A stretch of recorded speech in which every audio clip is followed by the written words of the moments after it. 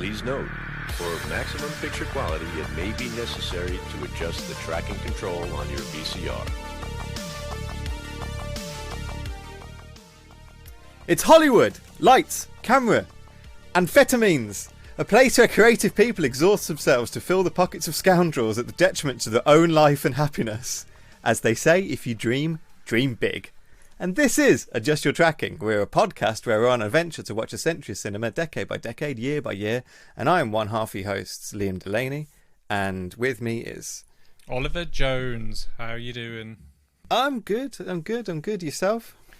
Yeah, I'm alright, Tar. Not too bad. Can't complain. I'm a bit tired. It's past my bedtime now. This is the latest we've ever recorded, I think. This is the latest we've ever recorded, and there's a reason for that as well, isn't there?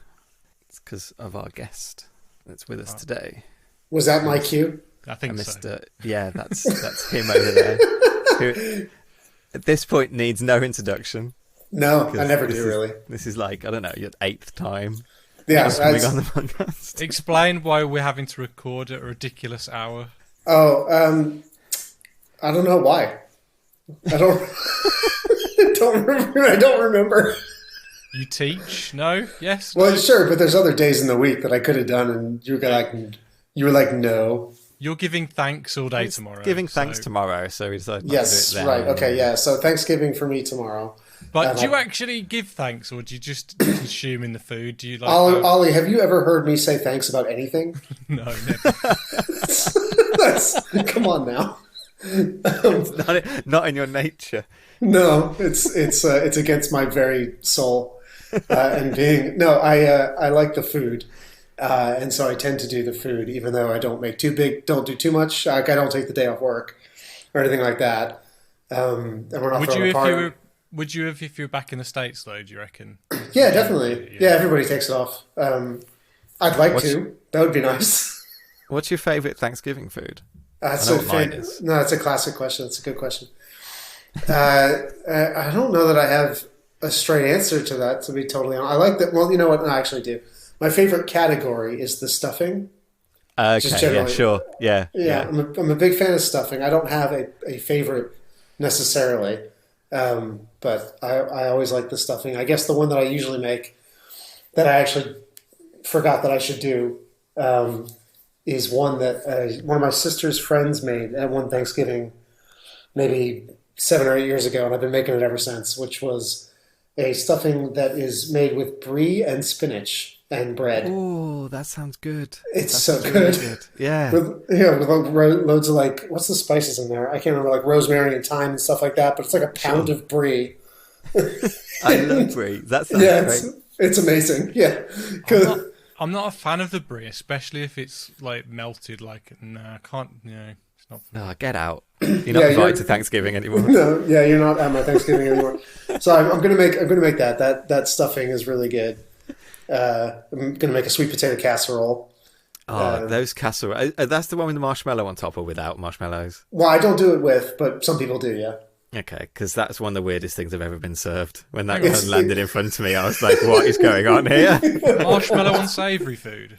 It's sweet weird. Potato, so it's not savoury as such. It is sweet, but it's just very odd. It's a food that is definitely doesn't know if it's a dessert or a side dish. Yeah, it doesn't quite know what it's doing. It sounds like that. You know the scene in Friends when Rachel makes that trifle. She makes a British trifle with the meat because the pages stick together. It sounds like that. It is a little bit, but it's good. I can't explain it. It is good. It is good. I got a good recipe for that too, so I'm going to make that. I like green beans. The green bean casseroles, they're good. Green bean casserole is pretty good. I did that. Not even at Thanksgiving. I don't remember why. I think we had too many green beans in the house, and I thought, fuck it, because obviously I don't think the wife and daughter have ever had that. So I tried. Yeah. It's not something that people make here really too much. I know nothing about what you guys are talking about, and I'd say 90% of my family are American as well. So. Wow. I love Thanksgiving food. It's great. Yeah, I think it's pretty great. So I think it's one of our better holidays for sure. Yeah, I agree. I really enjoy celebrating it. I always have. When I was celebrating it. It's basically the same as Christmas without the religious obligations, and without the gift obligations. Yeah, that's what it was. Just like, let's have a big party and stuff ourselves silly. Like, right. It just takes all of the stress really cool. out. Well, not all, but it takes a lot of the stress out. Yeah, and I love cooking as well, so I liked the party that it was just like I can spend all day helping in the kitchen and cooking and then eating and then drinking and stuff like that. That's like a lot of fun for me, so I just really enjoy it. Same. So anyway, that's my Thursday, so we couldn't do Thursday. But I need to ask what pie as well. What's the best pie? Pie. I don't know pies. I'm from New Jersey, not the South or anything. So I see. There's people from the South and people from the Midwest are super into pie. There's always here the like pecan or pumpkin or cherry or apple. There's always seems to be big arguments about what the preferred pie is. I don't really know. I'm not an expert. I'm not a pie expert, I guess. I'm a big fan of a cherry pie myself. I do like a cherry pie, and I like pumpkin pie is nice. I guess pumpkin pie is going to have to be my answer, actually. Yeah, which has to come out of a tin.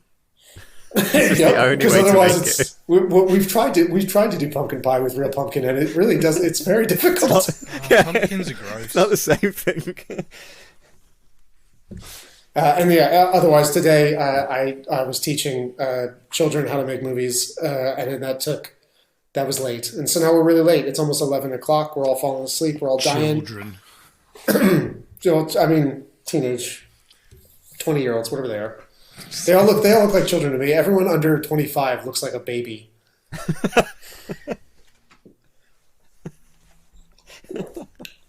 So let's see if we can power through this. I'm sure we'll be fine. It's good stuff to talk about. And anyway, Brandon Kahn, I didn't see your name. Welcome. That's me. I'm Brandon Kahn. I'm here on Adjust Your Tracks. Adjust Your Tracks. Adjusting them tracks again for the however many times. So apart from teaching, you've been watching anything recently? I did. Well, I watched this with the ladies, which was fun. Did a whole family movie thing. Cool. For this movie, which was cool. And then I watched something really good the other day. What was it? Oh, Widows, the Steve McQueen movie. From a few years ago. Man, I love that film. So good. Yeah. That movie was so slept on. It really was. I don't understand why it was so slept on. No, I don't. I don't know why I skipped it because I love his other films. Yeah. And it passed me by and I never got around to it. I don't think it was available to rent or I don't remember. It made 76 million at the box office, which I mean, for a film of that kind, it's not bad. Like, it's not bad. It was just, I mean, like even awards way, it was just like it just disappeared. Like, and like Viola Davis and Elizabeth Debicki are so great in that film. They're amazing. The whole cast is incredible. Yeah, the whole cast are incredible. Yeah, the cinematography was amazing, and just the whole thing was just fantastic all around. I absolutely love that. It was the best thing I've seen in a while. Yeah, that's oh God, I forget that existed actually. So it just slips out of everyone's minds, and I hope I hope it doesn't slip out of mine. He's got a series of short films that are on every Sunday at the moment. They're like, No, they're feature films. They're not shorts. The reason I went up to catch up with Widows because he has all this new stuff coming out. So that's what you're calling small acts, right? Yeah. It's a series. It's like a limited series where each one is feature length. Yeah, an anthology series of 5 stories looking at the lives of a group of friends and their families in London's West Indian community from the late 60s to the early 80s by Steve McQueen. I didn't know this existed. Yeah, I can't wait. It just started coming out. I really can't wait. Honestly, I mean, I love Hunger. I love 12 Years a Slave. And after seeing Widows last night, I'm like, this guy is just one of the best working today. As well. Really he's incredible. Wonderful, yeah. He is wonderful. Has he directed all of them, or is he just like... Yeah. Yeah, I think he has, looking at it. I can't believe I didn't know about this at all. Yeah, it's insane. Yeah. Anyway, a lot of people have seen the first 2, which are called Mangrove and Lover's Rock, and apparently they're quite good. No surprise. I don't think the other ones have come out yet. Yeah, the ones Red, White, and Blue, Alex Wheatle, Education. Yeah, he has directed them all. Yeah, that's nuts. Yeah, it's insane. I don't even understand how he's done it. They look good as well. I was watching a bit of one the other day. But I thought they were like hour-long ones. I didn't think they were like full-on feature length. No, can't stop, won't stop. Steve McQueen, he's just on it. He's going mental. He's going for it. Yeah. How's he made this many films? They're on Amazon Prime as well, apparently. Yeah, no, I don't understand how he's done it. I was going to say, like, the argument that he's like the best British filmmaker working at the moment. Maybe. I mean, he is well up there. It's kind of cool, really. Who else would I put? I don't know who I'd put up there with him right now. Well, it's always Nolan, but I don't know. Is he even British? Yeah, he is. Does he even count? Does he really count? It doesn't feel like he counts. Do you know what I mean? Like it He doesn't really make British films. No, that's why. One. Yeah. Has he ever made a film set in Britain? No. Yeah, the following wasn't it? Yeah, the following set in Britain. Was. Okay, that's the only one, and then he disappeared. Went off to be American. Yeah, abandon us. The worst. The worst. Not giving thanks to him. Nope, I'm not giving thanks to the Nolans. One day. And where's the Prestige set? New York. Right? Yes, I'm gonna guess New York. Because Tesla's there. Yeah, and the Tesla bit's in America for sure. Maybe it is London. I'm not sure. You might be right. You guys are the Nolan fans. Or Ollie is. I've seen it once. I can't remember. Have you? I've seen that. I've seen The Prestige a lot. It's probably one of my favourite films. It's my favourite Nolan film, that's for sure. That's what I mean. Yeah, favourite Nolan. Yeah. Oh, but I've only seen it the 2 times. I can't remember the location. Yeah, because you go to like. I don't know. Are you okay, Liam? Yes, I just don't know when it's set. I was trying to quickly read to know when it's set, but it doesn't. It would be in the 1880s, right? In 1890s London. There you go. It's set in London. Okay. There we go. Yeah. Okay. Can't moan about Christopher Nolan anymore. What have been your good watches recently then? Ollie, anything? Oh, so I watched The Social Dilemma, the documentary the other day. Oh yeah. I mean, to be honest, it didn't tell me anything I didn't really already know, to be honest. And the presentation bugged me. I don't know if any of you guys have seen it, but I haven't seen it. No, I haven't seen it. No. But I mean, you know what it is. No. Yes, I have heard of it. Yeah. You've not heard of it, Liam? I don't think I have. No. So it's a Netflix documentary. And it's just all about what social media is up to behind the scenes. Basically, like gathering your data and basically how. Oh, okay, like, yeah, sure. We as humans are the products, basically. Do you know what I mean? Like that kind of stuff. But like it's framed, it's got like all talking heads and stuff and interviews, but then it's also got like a fictional family, so it's got like a little fictional narrative that's going throughout with a family that are like how they experience social media and stuff, and I just didn't like it. But anyway, so yeah, I wasn't a big fan of that film. I watched Birds of Prey, which cool. I think it's enjoyable enough. I thought it was fun. I mean, it's yeah. not gonna, it's not earth shattering anything, but it passed an hour and a half. Yeah, and I think she's quite enjoyable as Harley Quinn, Margot Robbie.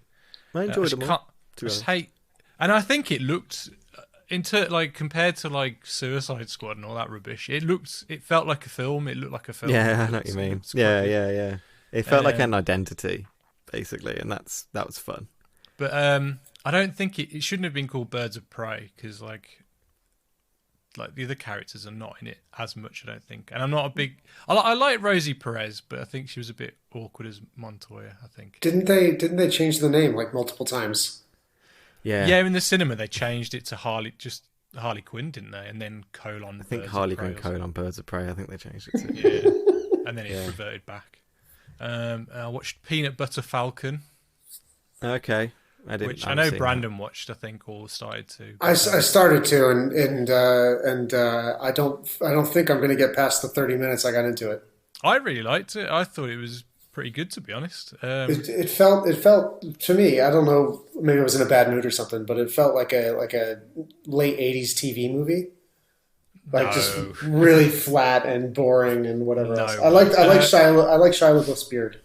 No, I mean it focuses on like a young 20-something with Down syndrome, and he's got like aspirations to become a wrestler, and he has to live in an old person's home because he's got no family, and so it's where the state have put him. And he befriends Shia LaBeouf, who's kind of like a fisherman, kind of, but he's in a bit of trouble. And he's on the run, and the kid with Down syndrome like bumps into Shia LaBeouf, and they kind of form like this friendship. And I really liked it. I thought it was really nice, and I recommend it. did You're really not sit on alone. it. I heard good things about it from other Yeah, people. I've heard good things too. And yeah. I really want to see his other film, the one he wrote, which I think is kind of like based on his life, and it's called Honey Boy. Yes, Honey Boy, I really want to see. I've Um, watched some scenes from that looked I amazing. think it's on Netflix. So I think it Honey is. Boy, It's, is it? yeah, it's on streaming somewhere. If it's on Definitely. Netflix, I'm going to watch that. I'm going to watch that soon. But like, yeah, he's pretty insane as Shia LaBeouf. Like, I know for the latest film with the guy, what's his name? He did Fury and End of Watch. I don't remember.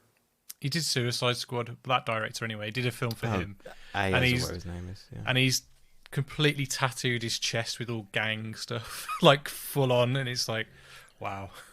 Yeah, he's mental. When he showed up in Peter Butter Falcon, he was on like a shrimp boat in the bayous of North Carolina, trying to get crabs and stuff. And the camera was like behind him, and he looks really greasy and scrubby and gross, and his t-shirt's all stained and falling off of him.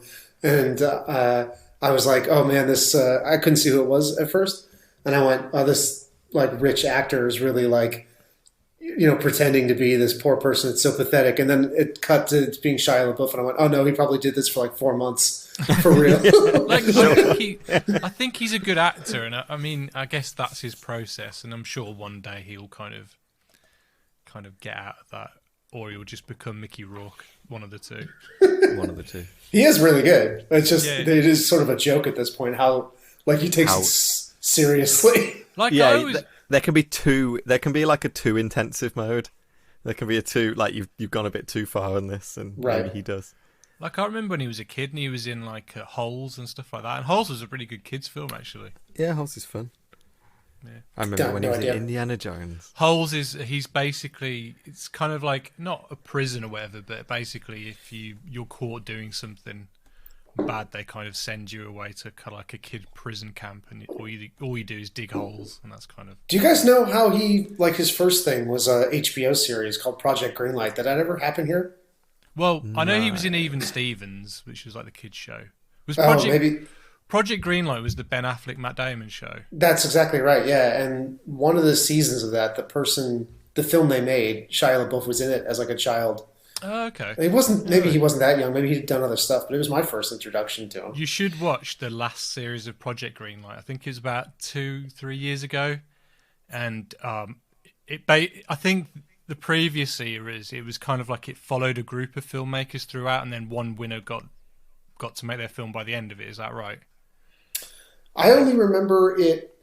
I remember it mostly being about the person making their first film. That's what the last series is about, and it's hilarious. It's so funny. Like, this one guy, it's his first feature film, and he's demanding that he shoots on film, and it's like half of the budget of the entire film just to shoot on film. I'm pretty sure I've seen that because I watched a lot of those. I found they were all really funny as well. But Shia LaBeouf was in one of them. Okay. What was the film called? It was something like Ohio, or it was something about being in Feast, Ohio. was it? I know that. Apparently, was he was in season 2. Apparently, Shia LaBeouf was. That was it. Looking it up, yeah.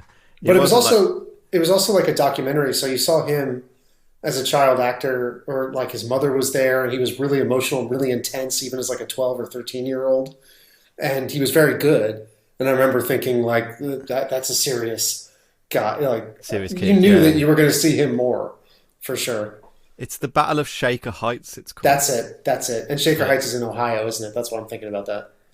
And the film starred like Shia LaBeouf, Eldon Henson, Amy Smart, and William Sadler. There you go. That was the film. Death himself. Have you watched anything? I've watched quite a bit. I can bash through it really quickly, so I'm not going on forever. I've got an apology to make to Castaway, because when I first saw that in 2002, I was bored out of my mind, and rewatched it the other day, and it's amazing. And I don't know why it bored me so much. You're a Zemeckis fanboy now, that's why. It was just that kind of thing. Castaway, I was like, if they made that today, like, and it would just feel such breath of fresh air rather than this kind of IP continuous stuff that we do, and it just felt so different to me watching it now than watching it back in 2002 or something.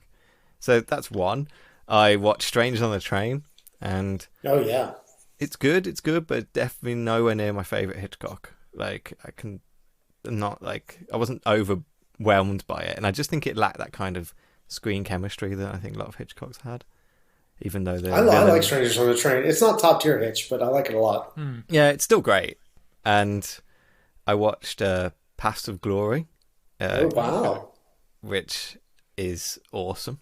Absolutely awesome. Kirk Douglas is amazing in it. You know what? That is I think one of only 2 Kubricks I haven't seen. I would absolutely recommend it. I don't really like war films, but I actually really liked it. And one thing that made me laugh is I never realized how much Blackadder is based on like Paths of Glory. Really? Like all the stuff kind of in the mansions and with the upper generals and stuff like that is all like what Paths of Glory looks like. And clearly, when they were making it, they were using Paths of Glory as like a joke, or something. And I also then watched in part of my trying to watch Clint Eastwood films, I watched his 2010 film Hereafter, which I know is a film that doesn't exist and no one has seen this film. And it is fucking bonkers. Like, it's absolutely fucking bonkers. Right.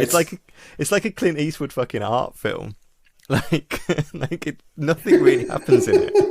It's all this slow, kind of these different stories kind of bouncing around and not connecting until the last act. But it's a story that includes it's people dying, and it's about it's kind of like Clint Eastwood thinking about the afterlife and what it's like to die and stuff. And it tells 3 different stories, and it opens with the story of a French lady getting caught in the 2004 Indian Ocean tsunami. Oh. Okay. It's and it comes out of nowhere. It's just this French lady shopping, and then the fucking tsunami hits. And I was like, "What is this film?" Wow. And then it focuses on 2 twins from London who their mum's a heroin addict, and then one of them dies, and then later in the film, the other twin is saved from the 2005 London bombings by his ghost twin. What? And I was like, what is going on with this film? And the third story is Matt Damon is a psychic, a real psychic, not a fake psychic. Sure, and he just wants to have a nice life and have a cooking, cooking lessons. But everyone keeps trying to drag him back into being a psychic, including Jay Moore and I can relate to that. That's what my life Dallas is like. Howard.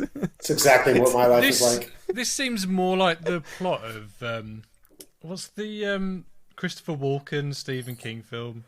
Oh, Dead Zone. Yeah, Dead Zone. Love Dead Zone. It's just nothing happens in it. It's really that is the whole film, and then at the end of the film, they all end up in a book show in London, and their paths intersect, and there's a bit of kind of tying up about the fact that about the afterlife or something.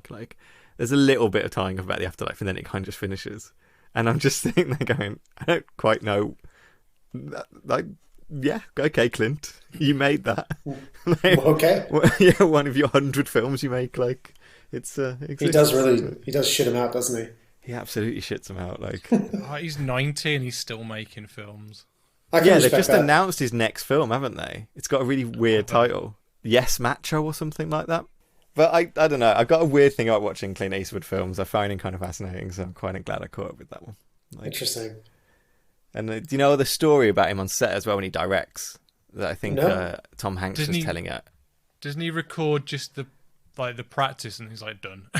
Well, yeah, he does one take. He doesn't give a shit. He's just finished. He doesn't like actors, and he doesn't. But he basically kind of everything sets up and everything starts rolling, and he just goes, "Go ahead."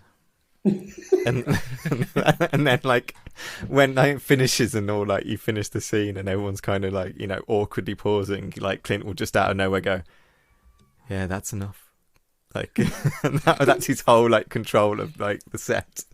Okay. And apparently it's not him being a passive aggressive way to make films.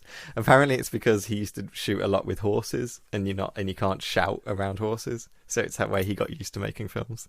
Interesting. That's the explanation. I don't know. I think it's just because Clint is a bit of an odd man. I'm gonna believe the horse thing. Yeah, I think the horse thing makes sense anyway. It's much better. On your Zemeckis fanboying, I actually watched Contact with the wife and daughter. Oh, I love Contact. Yeah, a week ago. I really like that film a lot. It came out when I was a teenager and kind of hits right in my wheelhouse. Yeah. At the time when it came out, everybody hated that you didn't see the aliens, but I loved the ending in particular. and still do. I like him. Even What's his name? Jake Busey. He always like he's goes very to something. So good in that film. He's very Like, over the top. He's so good, like with the hair and the teeth, and He looks ridiculous. But like he has no lines in that film. Really, he's just kind of yelling off screen, and now and again you see him. And then when he's the bomber in like the kind of contact station, you only see him once before he's the bomber. Yeah, it's once or twice, isn't it? Just like it's literally one time. But literally, because it's Jake Busey, you immediately recognise him again. Like he needed that kind of face to be like that kind of passive, and you immediately go, "Oh my god, it's him!"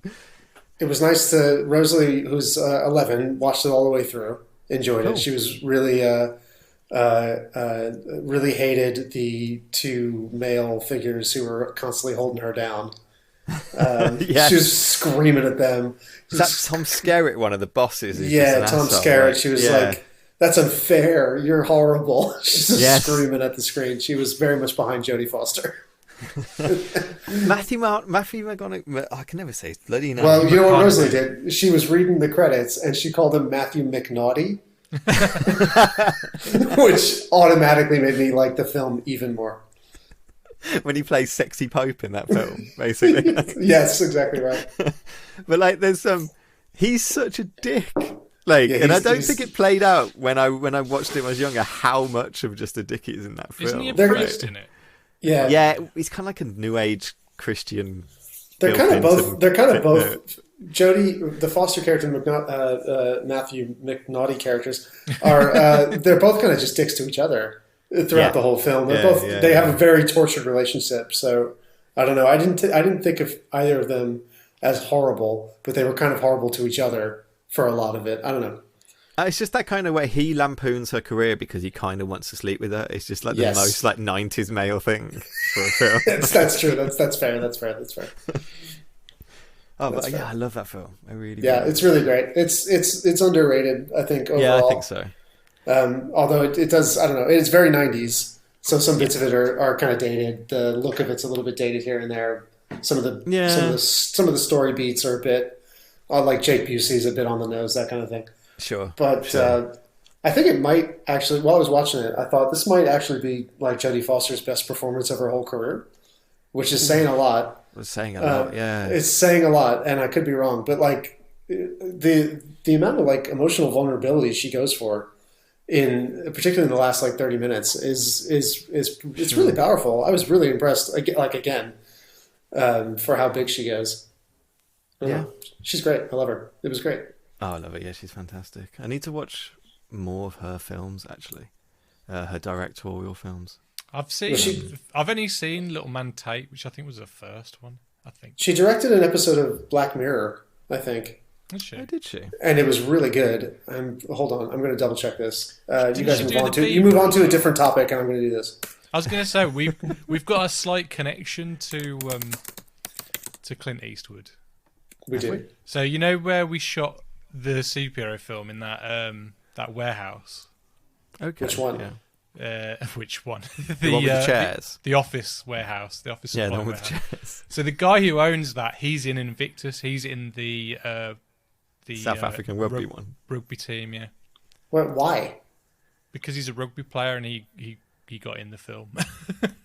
That's crazy. Yes, she directed the Archangel episode of Black Mirror. Which one's that one? Okay, yeah. It was whichever one it was really good. I'm trying to remember.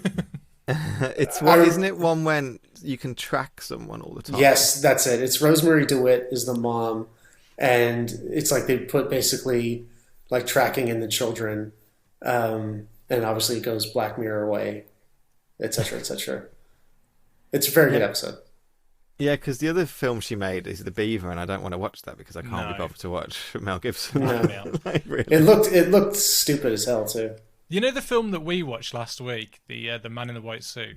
I thought that was kind of, like, thinking back on it, it's a bit like a tame Black Mirror episode, kind of, almost. Like a little bit of a kind of Twilight Zone-y kind of thing, or like yeah. Outer Limits thing. Yeah, I get you. I get that works. Looking forward to catching up with that. No, I'm interested in hearing your thoughts, actually. Definitely. I don't have any yet.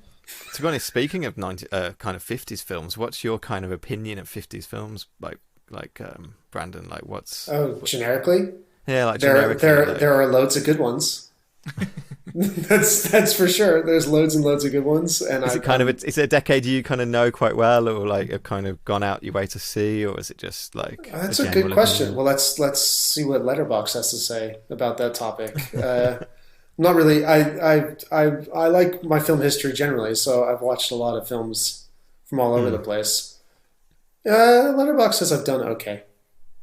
I'd say mediocre. Actually, I need to see more 50s movies. Let's put it that way.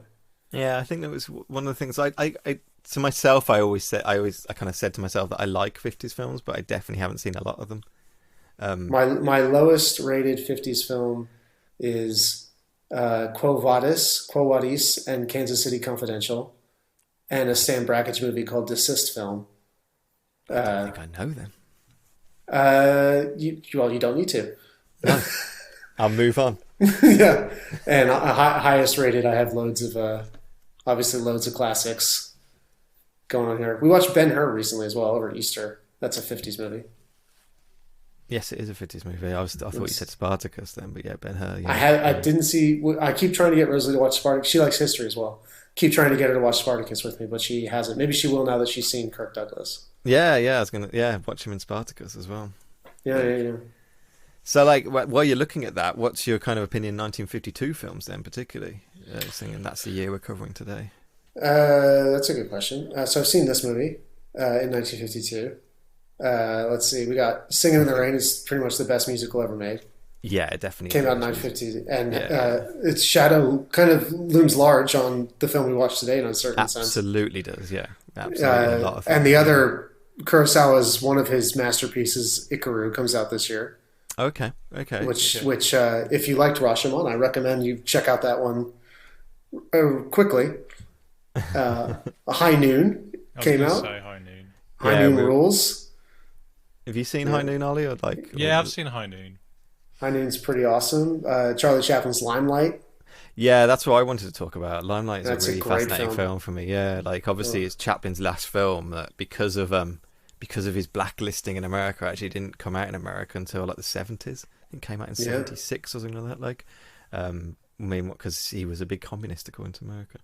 Well, Limelight was a really cool film and a really kind of like, I don't know, just really odd to see a Chaplin film in that way.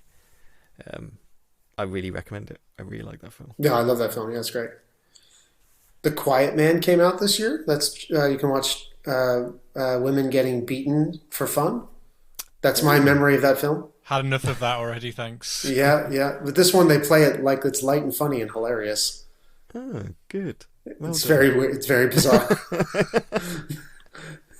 That's definitely a film I know the name of, but I had no idea what it was about or anything like that. It's about John Wayne goes back to Ireland, and he has to basically marry the girl like down the road for some reason. It's essentially the same plot of that trailer that just came out that looks like the worst film ever made with Christopher Walken in it as an Irish person.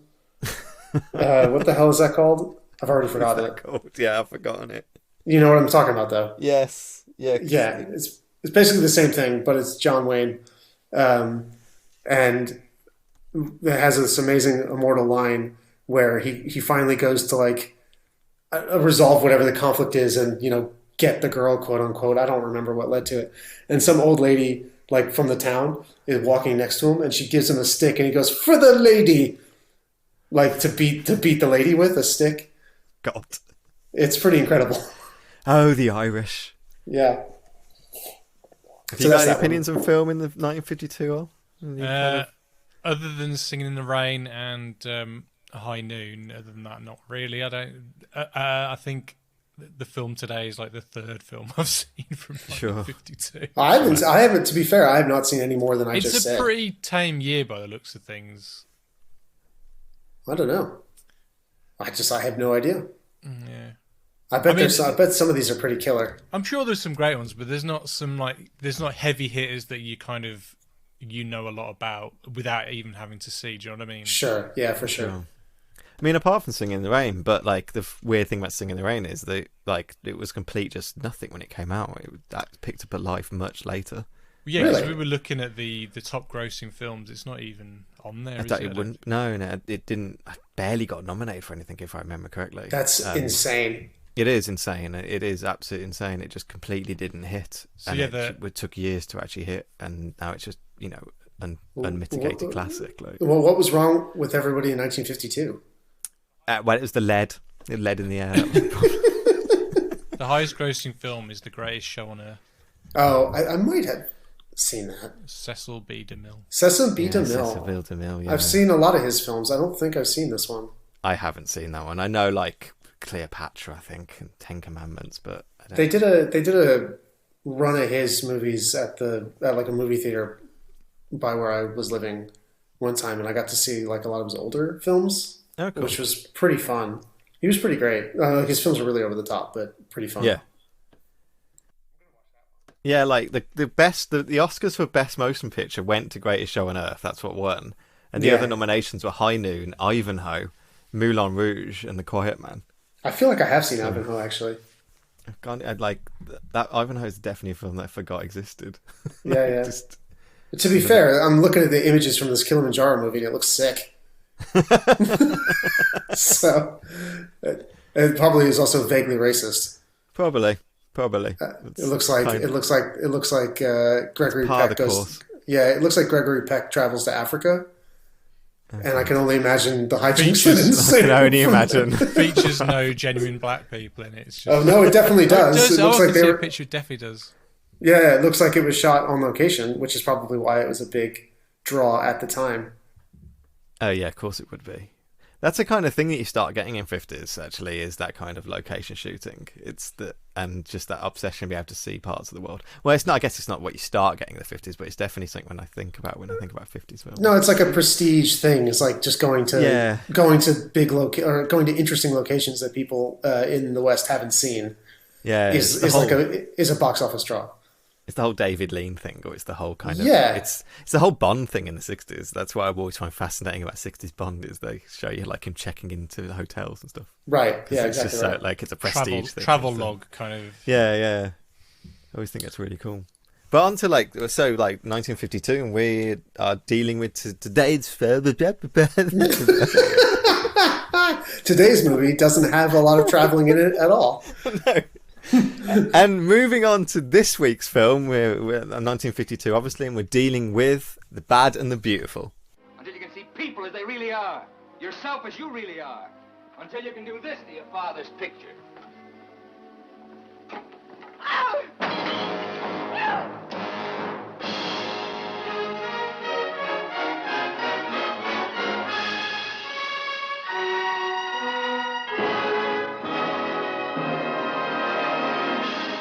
What goes on in the private lives of the famous, the notorious? You will share the laughter and the tears of talented people who stop at nothing to attain success until success stops them. Of romantic people who fight for love until love whips them. Thought you said you were going to get rid of her quick. Shut up and get back upstairs. If you are a gentleman, there is no justification for boorishness.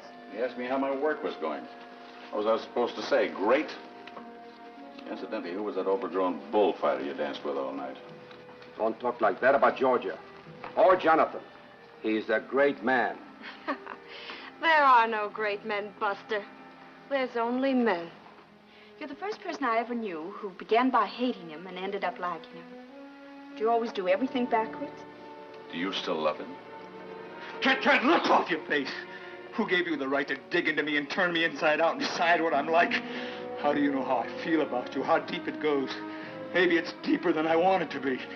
Maybe I don't want anybody to own me, you or anybody. Get out! Get out!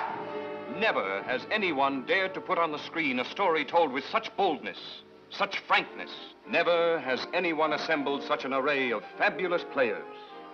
Wherever and whenever you discuss great motion picture drama, the picture that will be talked about first will be The Bad and the Beautiful.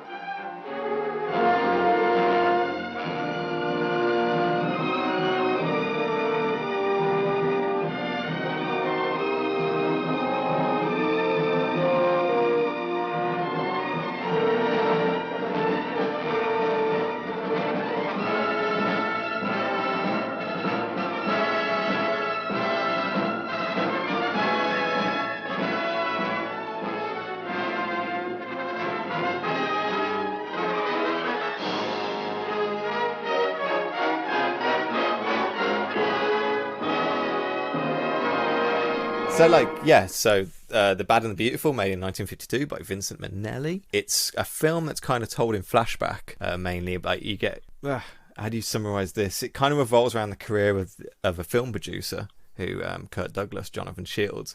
And we kind of see how he made the careers of, but also kind of destroyed the personal lives of three people.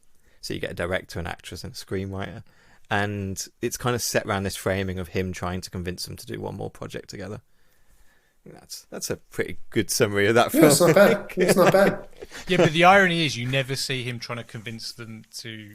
Directly, yeah. You don't even hear him, you just hear the reactions of the other people on the phone, really, don't you? Yeah, I like that. I thought that was a good way to frame it. So it's like the only time we see him is in their memories, really. Is in flashback, yeah. You don't, yeah. So who else thought this was going to be a musical? I 100% thought this was a musical. I sold it to Mary Louise and Rosalie as a musical. It's like, come on, guys, it's a Minnelli musical. He made Meet Me in St. Louis. Everybody loves that. Gigi and and American in Paris. You love those movies, which they both seen and love. So let's watch this. And about 10 minutes in, I'm just like, not really clocking what's going on. And Mary Louise turns to me and she goes, "This is definitely not going to be a musical, is it? There hasn't been a number yet or anything. What are you talking about?" I think, if I'm right, I'm sure I'm right, because this is the first movie Vincent Minnelli made that wasn't a musical or a comedy, I think. Interesting. And like, so yeah, it's a melodrama, which is something we don't really make melodramas anymore, really, but like, that's what it was framed as at the time. But yeah, that's accurate. He and it doesn't really, even after this, he doesn't really make much that isn't a comedy or a musical, like, because he's got like Father of the Bride and stuff like that the year before and things. So it was kind of a weird departure for him to make something that was so, dramatic based, really, and no musical. And he made like two films a year. I didn't even realize, what the hell. Told you, 1950s amphetamines. That's what's happening in Hollywood. He made two movies in 1951, including An American in Paris. Two this year, including the one we just watched, The Bad and the Beautiful. Two in 53, two in 54, two in 55. 56, some of those, 57? the one he did in 1952 as well, he just did the sequences of the fashion show. He didn't do all of it. Oh, okay. I'm sorry. All right. Yeah. Okay, that makes more sense. But yeah, all working under MGM because we're right in the studio system at the moment. Actually, this is the first Hollywood film we've covered this series. So if we haven't explained, like, the studio system at the moment is a lot different. Like, well, this is one of the perfect films to start it with, isn't it? Yeah, it is. Yeah, absolutely nailing what the studio system was at this time and how people were contracted to studios to make films out of them. And no, we're not allowed to call them films. Pictures. Pictures. So we're going to make a picture. I wrote the word pictures 100 times in my notes. I love it so much. I love it so much. I really love it. So it's all, this film all bases around that kind of allure of Hollywood, and at its peak by kind of disassembling Hollywood a little bit, really, which was a theme of 1950s films, I would say. You've got All About Eve, and you've got Sunset Boulevard and Singing in the Rain as well. Like, all about these kind of looking back at the golden age of Hollywood and kind of tearing it down a little bit, actually. And I actually double-checked to see, just to make sure that Sunset Boulevard came out before this, which it did. Yeah, it did, yeah. Because it very clearly was an influence. Yeah, absolutely was an influence. Yeah.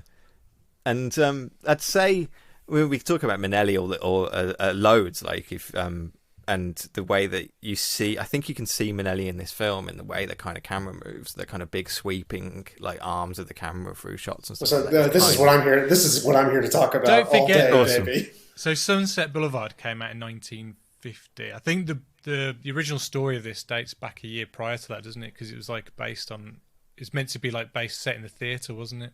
Yes, it was. Yeah, the original was like about Broadway rather than medieval, and it was basically the same plot, but it was basically the same plot. Yeah, it was based on a magazine story or something like that was out in New York. And as I was going to say, basically, the John Houseman who produced this is a producer's film. Like, and the guy who produced it, John Houseman, he bought it and he wanted a film to be called Memo to a Bad Man. Okay. And he basically said that he's got a great quote here, like, and you can't say any of these quotes about 1950s filmmakers without hearing it in their accents. But like, I can't do it. But he says, "I like it. I said, I'll do it, but not as a Broadway picture. I'm sick to death of Broadway pictures. I said, I wouldn't know how to add anything to the stuff that's been done. But if you let me do it as a Hollywood picture, I'd love to make it." That's like, which is the most like 1950s producer-y kind of like, you can imagine the cigar in his. I was literally just gonna say I could smell the cigar. Yeah. Just after the quote. I don't think there's a scene in this film without a person with a cigarette in hand. No, of course not. Like, Everybody's smoking the whole time. Yeah, it's beautiful. The for me, this is super Minnelli. To be honest, the camera work is incredible. Camera work is incredible. It is. From the first shot, one of the first shots you see. That first shot, I was like on the floor.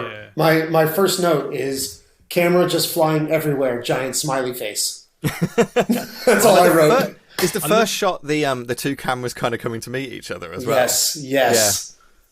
What a shot. That was amazing. Yeah. I tell you what, I love it when they're pushing that crane though. Like the amount of people that have to push that. There's like 9 people to operate it. So that opening scene just catapulted directly into my clips to show in film school.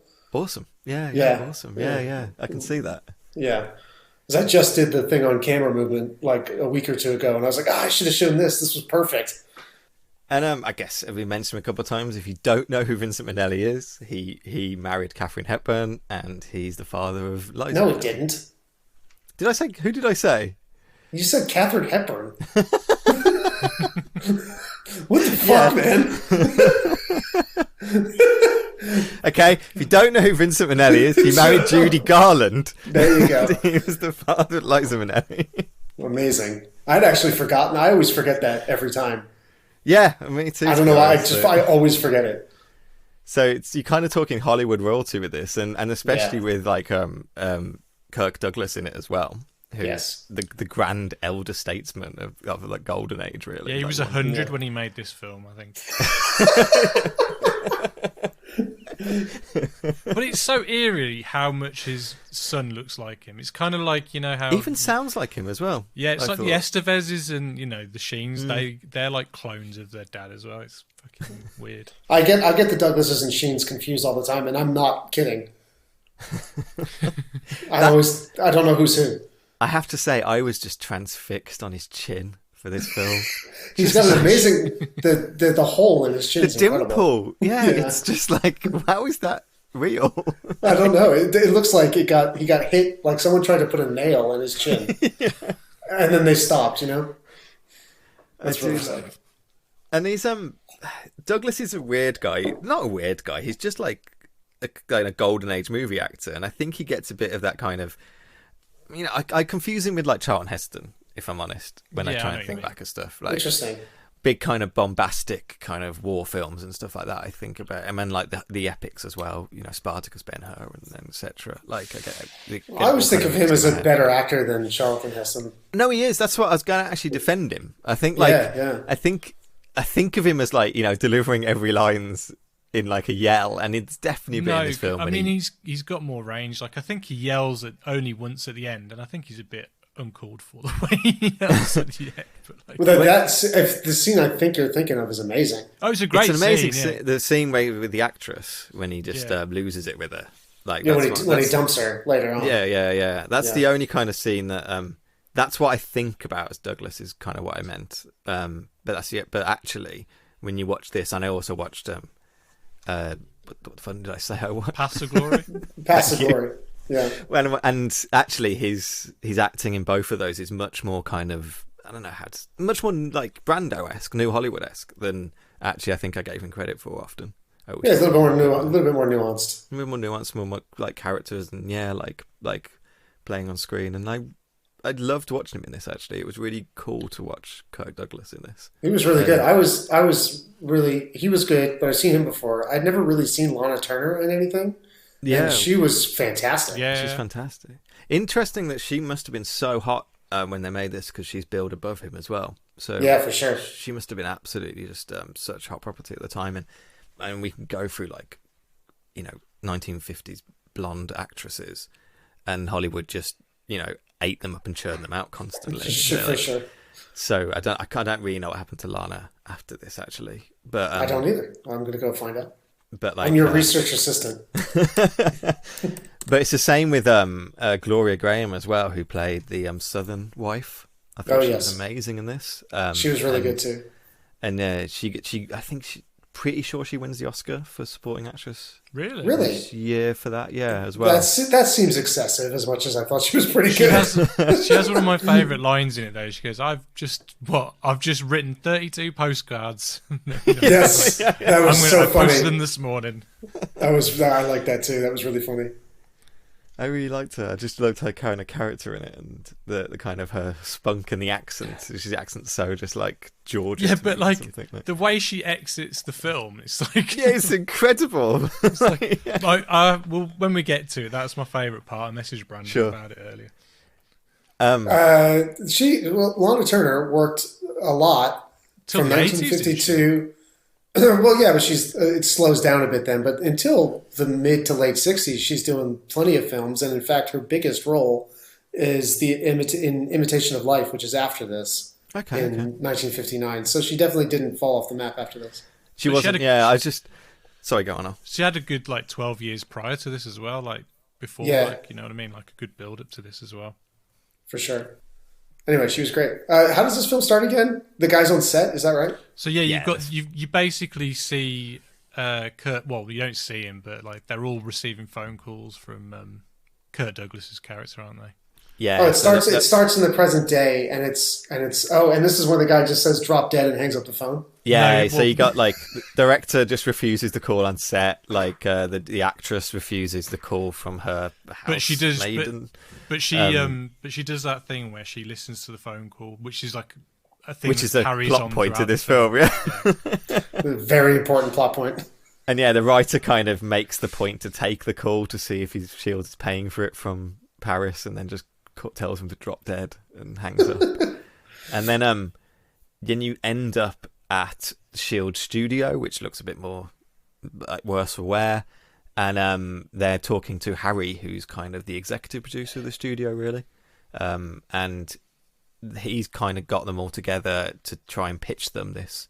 There is one thing that they do when they drive up, when she gets out of the car, she draws a mustache. On the logo, Shield. Which is a nice little reference later on with something that Kirk Douglas does. You know, Ollie, you're right. You really don't need notes. Yeah, there you go. It's all up there. It's just all in your head, man. And it's kind of blah, blah, blah, blah, blah. You do need notes though, Liam, don't you? I don't know where I am. But basically, he's telling them that he's gonna get a phone call or through from France or whatever, and they're all kind of re-recounting their experiences with them, or it's at least in their head anyway. Yeah, they're all recounting kind of why they fell out. Incredibly long flashbacks. Yeah. If you were sitting in his office and they were telling you this, you'd just be like... Well, that's an interesting thing. It didn't really occur to me until the end of the film that, the scene that is the framing device that we're talking about now, which is the three main characters hanging out with the producer, in real time would have been 5 minutes long. Yeah. And because they never would have had the conversation. They all know... Yeah, they know each other's stories. Though, every time it cuts back to them, though, the other guy, what's his name? The guy who used to run the studio. Harry. Yeah, he's like, see? Even though he was a shit to you, he has helped you because you've got right. That's what I mean. Blah, blah, blah. It's like there's no reason that they would never be talking about any of this. None of these lines would happen, but they keep they use it quite deftly as a framing device, despite how unrealistic it is. Yeah, which is kind of, I don't know. Maybe this is pushing it, but it's a little bit kind of musical realism to me, or faux realism in that kind of it's movie realism, that's for sure. Yeah, and I'm not the biggest fan of flashback framing devices in films. They tend to actually get me to turn off a little bit. I get kind of bored with it. If a film opens and then I have to sit through an hour and a half of a flashback to get back to the film. Well, no, Rashomon's different because it's it's a different. Rashomon's different because it's three separate flashbacks to the same thing, so it's totally different from this movie that's also three flashbacks. But I was going to defend this movie a little bit because of what it's doing with the flashbacks, but I just hate it when it's the film opens and someone goes, I bet you know, don't know how I got here, and then you're waiting for like an hour and a half to get back to them at that point. That always just kind of bugs me a little bit, because you just know that nothing's going to happen. Like, on top of Sunset Boulevard being an obvious inspiration, I feel like the script structure was sort of based on Citizen Kane a little bit. Absolutely, I was going to. Did you get the same impression? Yeah, absolutely, and it is because the producer of this film was like a big producer on a big influence on Citizen Kane, and he even says it was when he talks about the making of this film. I think there's actually kind of he talks like the producer John Houseman. He talks about the kind of why this film exists and how he changed the original little story to fit with Hollywood. So he talks about the kind of people that he decided to kind of lampoon in this film, really. Right. So, like, Shields himself is really based on what's his name again? Selznick. Thank you. Yeah. Who was the producer for Gone with the Wind, Star Is Born, like Third Man and stuff. Well, the British director is Hitchcock, isn't he? Pretty much. The British director is I actually don't think he was. Hitchcock. He is. Because, the British one. Okay, yeah, sorry. The British one. Yeah, because he also has his wife as like the assistant as well. Like, yes, good like call. Alma Reville, yeah. Perfect. He's too skinny, though. He is too skinny, yeah. They cast badly. Yeah, that's what threw me. He was a young. And I was thinking about Hitchcock. I was thinking about the German. The director. Eric von Stein. Was it Stein? Von Stroheim. There's von Stroheim and von Sternberg, who are two different directors. This is both. It says it's modeled on both. Either of those. Yeah, either. I get those two confused all the time. They're both brilliant filmmakers, and I get them confused constantly. And kind of like Georgia. Georgia is kind of based on Judy Garland, and that's sad, which clear, makes a lot of sense. Yeah, like, and you also get like the Mexican actor Gaucho, who's called in this. People reckon that's actually kind of a self-parody of the actor Gilbert Gottland himself doing like a parody of himself in this film, which is kind of cool, like, or kind of interesting anyway.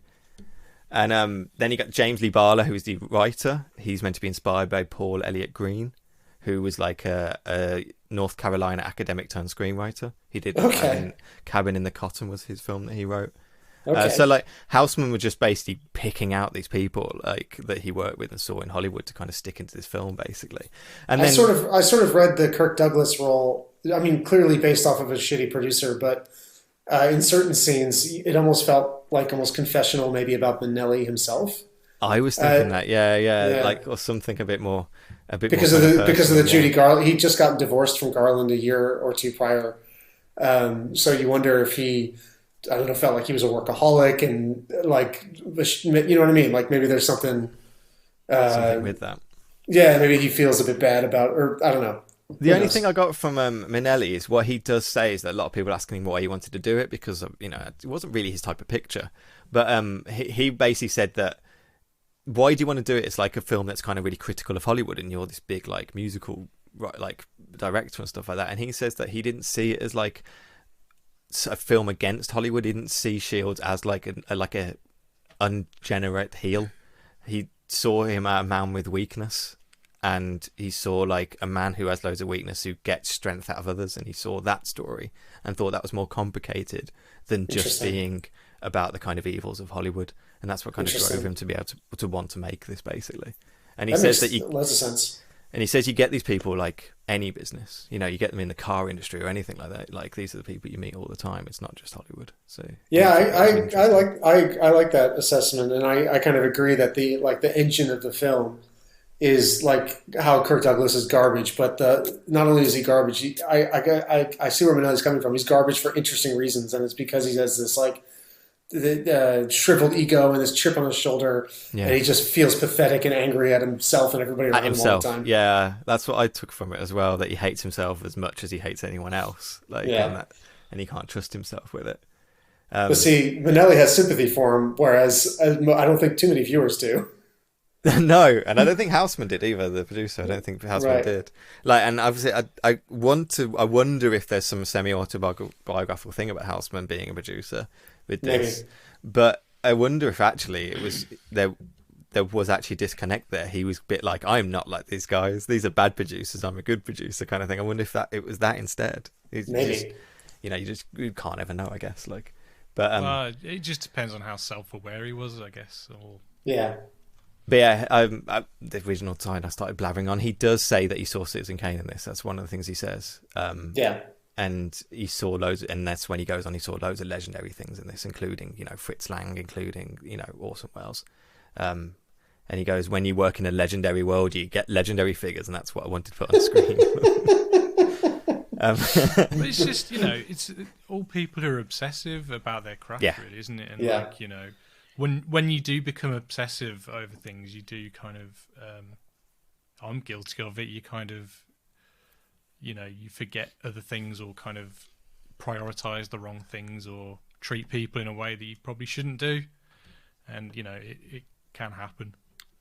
This was a common, like you said earlier, this is a common theme in films of the 50s and 40s about Hollywood. So there's or art. Generally, I thought about the Red Shoes a lot as well watching this, which comes out, I guess, a few years later. I'm trying to find out what year that comes out. But it's also about artistic obsession driving people crazy and stuff. I mean, I definitely get obsessed. Like, I'm obsessed with my work. Like, I'm addicted to it. I don't know about you, Brandon, but I can feel that. I can sympathize with that. I mean, I definitely get in the zone and don't pay attention to anything. But then after it's done, I'm glad it's gone. Oh, yeah. But then as soon as it's gone, the next thing's in. You're like, fuck. Yeah. I also really like my breaks at the same time. So I don't know how obsessed I am. So the plot kind of cuts back to our first flashback, really, and we kind of see how the director, who's Fred, meets Kirk Douglas. And it happens at Shields' funeral. And it's the funeral of his father, who was a grand producer in himself, his own right. But everyone, you find out later on that everyone at the funeral was actually being paid by Shields to attend, so he gave them $11 each. I loved that bit. Yeah. It's so funny. And what happened is during the funeral, Fred was talking shit about the producer who was dead, and Shields could hear him. So when he comes up to collect his $11, Shields tells him to do a runner. You didn't mourn well enough, so you don't get paid. Right. Fred starts feeling bad about this and ends up going to see Shields to kind of apologize, but then they kind of hit it off. They kind of see each other in each other or something. I had a question about this. Did the director just drive to his house by mistake? I think it was meant to. Is that what happened? I think he was meant to do it on purpose, wasn't he? I don't know. It seems like he says something like, "I just went ambling and I just walked into this random house and it was this same guy again." I was lost. I think he says that he found himself there. I think he said he didn't mean to drive there, but he found himself driving there. I think that's what he means. Did he know where he lived? I think he did. I think that was, or at least he knew where the old Shields house was. Oh, okay, all right, okay. That makes sense. I don't think he knew that the younger Shields was there. Right. Okay. But you see then younger Shields kind of in this kind of dilapidated house. All the money's run out. He's kind of just drinking and getting angry, and you get this recurring... I can relate to that. You get this recurring motif here with that devil picture as well, but also you get a recurring motif because obviously Kirk Douglas he echoes his father later on, but also the main actress, what's her name again, sorry? Lana Turner. Her character is basically doing what her father did, became an alcoholic and kind of right. Yeah. It's kind of the generational aspect. Yeah, exactly. Yeah. I think we've said this. We're going to probably say this every time, but I always just lump the 50s into kind of golden age Hollywood. But watching these 50s films, it's very clear that people at the time didn't, and it was seen as this is the new generation of people making films rather than it is the kind of silent era or just beyond the silent era. And this is the when you get to the early 50s, they can make movies like this because now you've had 20 plus years of Hollywood of Hollywood having an identity and being this Tinseltown with this crazy world that didn't exist. You couldn't have made that movie in 1935 because it didn't exist yet. So by the time you get to the early 50s, it has this legacy that they're all obsessed with and interested in, so they make movies about it. And they start looking back at themselves, But King Kong is about making a movie, isn't it? Really? It is. No. It is it's about a monkey. Are they making a movie or making a stage play? No, they're making a movie, and then they decide to take when they decide instead of like capturing him like on film, they think let's capture him in real life and take him. In real life, it's the same. But does King Kong smoke a cigar and say he's going to make a picture? Because if he doesn't, I'm sorry, Ollie, it's not the same genre. So they they start making pictures together now. You get like they call them loads of quickies. We made loads of quickies, westerns, and they just earn a quick profit. And you see them on set together that they're all chipping in. Like Kirk Douglas is there with his top off, pulling like bits of set around and stuff like that. And then you get flashbacks to their crashing Hollywood parties and making connections and trying to get into elite crowds. Shields starts having this ego about him, and he decides that he can win in any poker game that exists. Forgot about this, actually. So so they end up pooling their money together, so he gets $100 buy-in to go and play poker with these top producers. And it's actually Harry the producer he meets later. And they're all so convinced that he's going to win all this money, and be out with that money they can get their studio off the ground and stuff. But actually he ends up losing $6,000. He purposely loses though, doesn't he?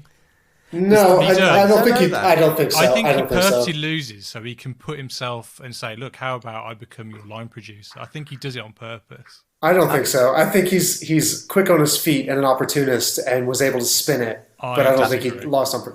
Let's fight. Let's fight. Yeah. Me and you at the playground, 3 p.m. Let's go. But yeah, you're right. Whatever happens, the way it plays out is that Harry kind of hires him and says, "Okay, you're now making pictures for me, and quick turnaround. I want profit out of you." And either way, did his friends, Kirk Douglas's friends, have to stay in that car all night waiting for him to get back from that poker game? Did you notice that? They're just sitting in a car all night. Couldn't they go somewhere else? Well, there wasn't a phone to call them to pick him up when they finished. Well, I don't know. Seemed to be over the top.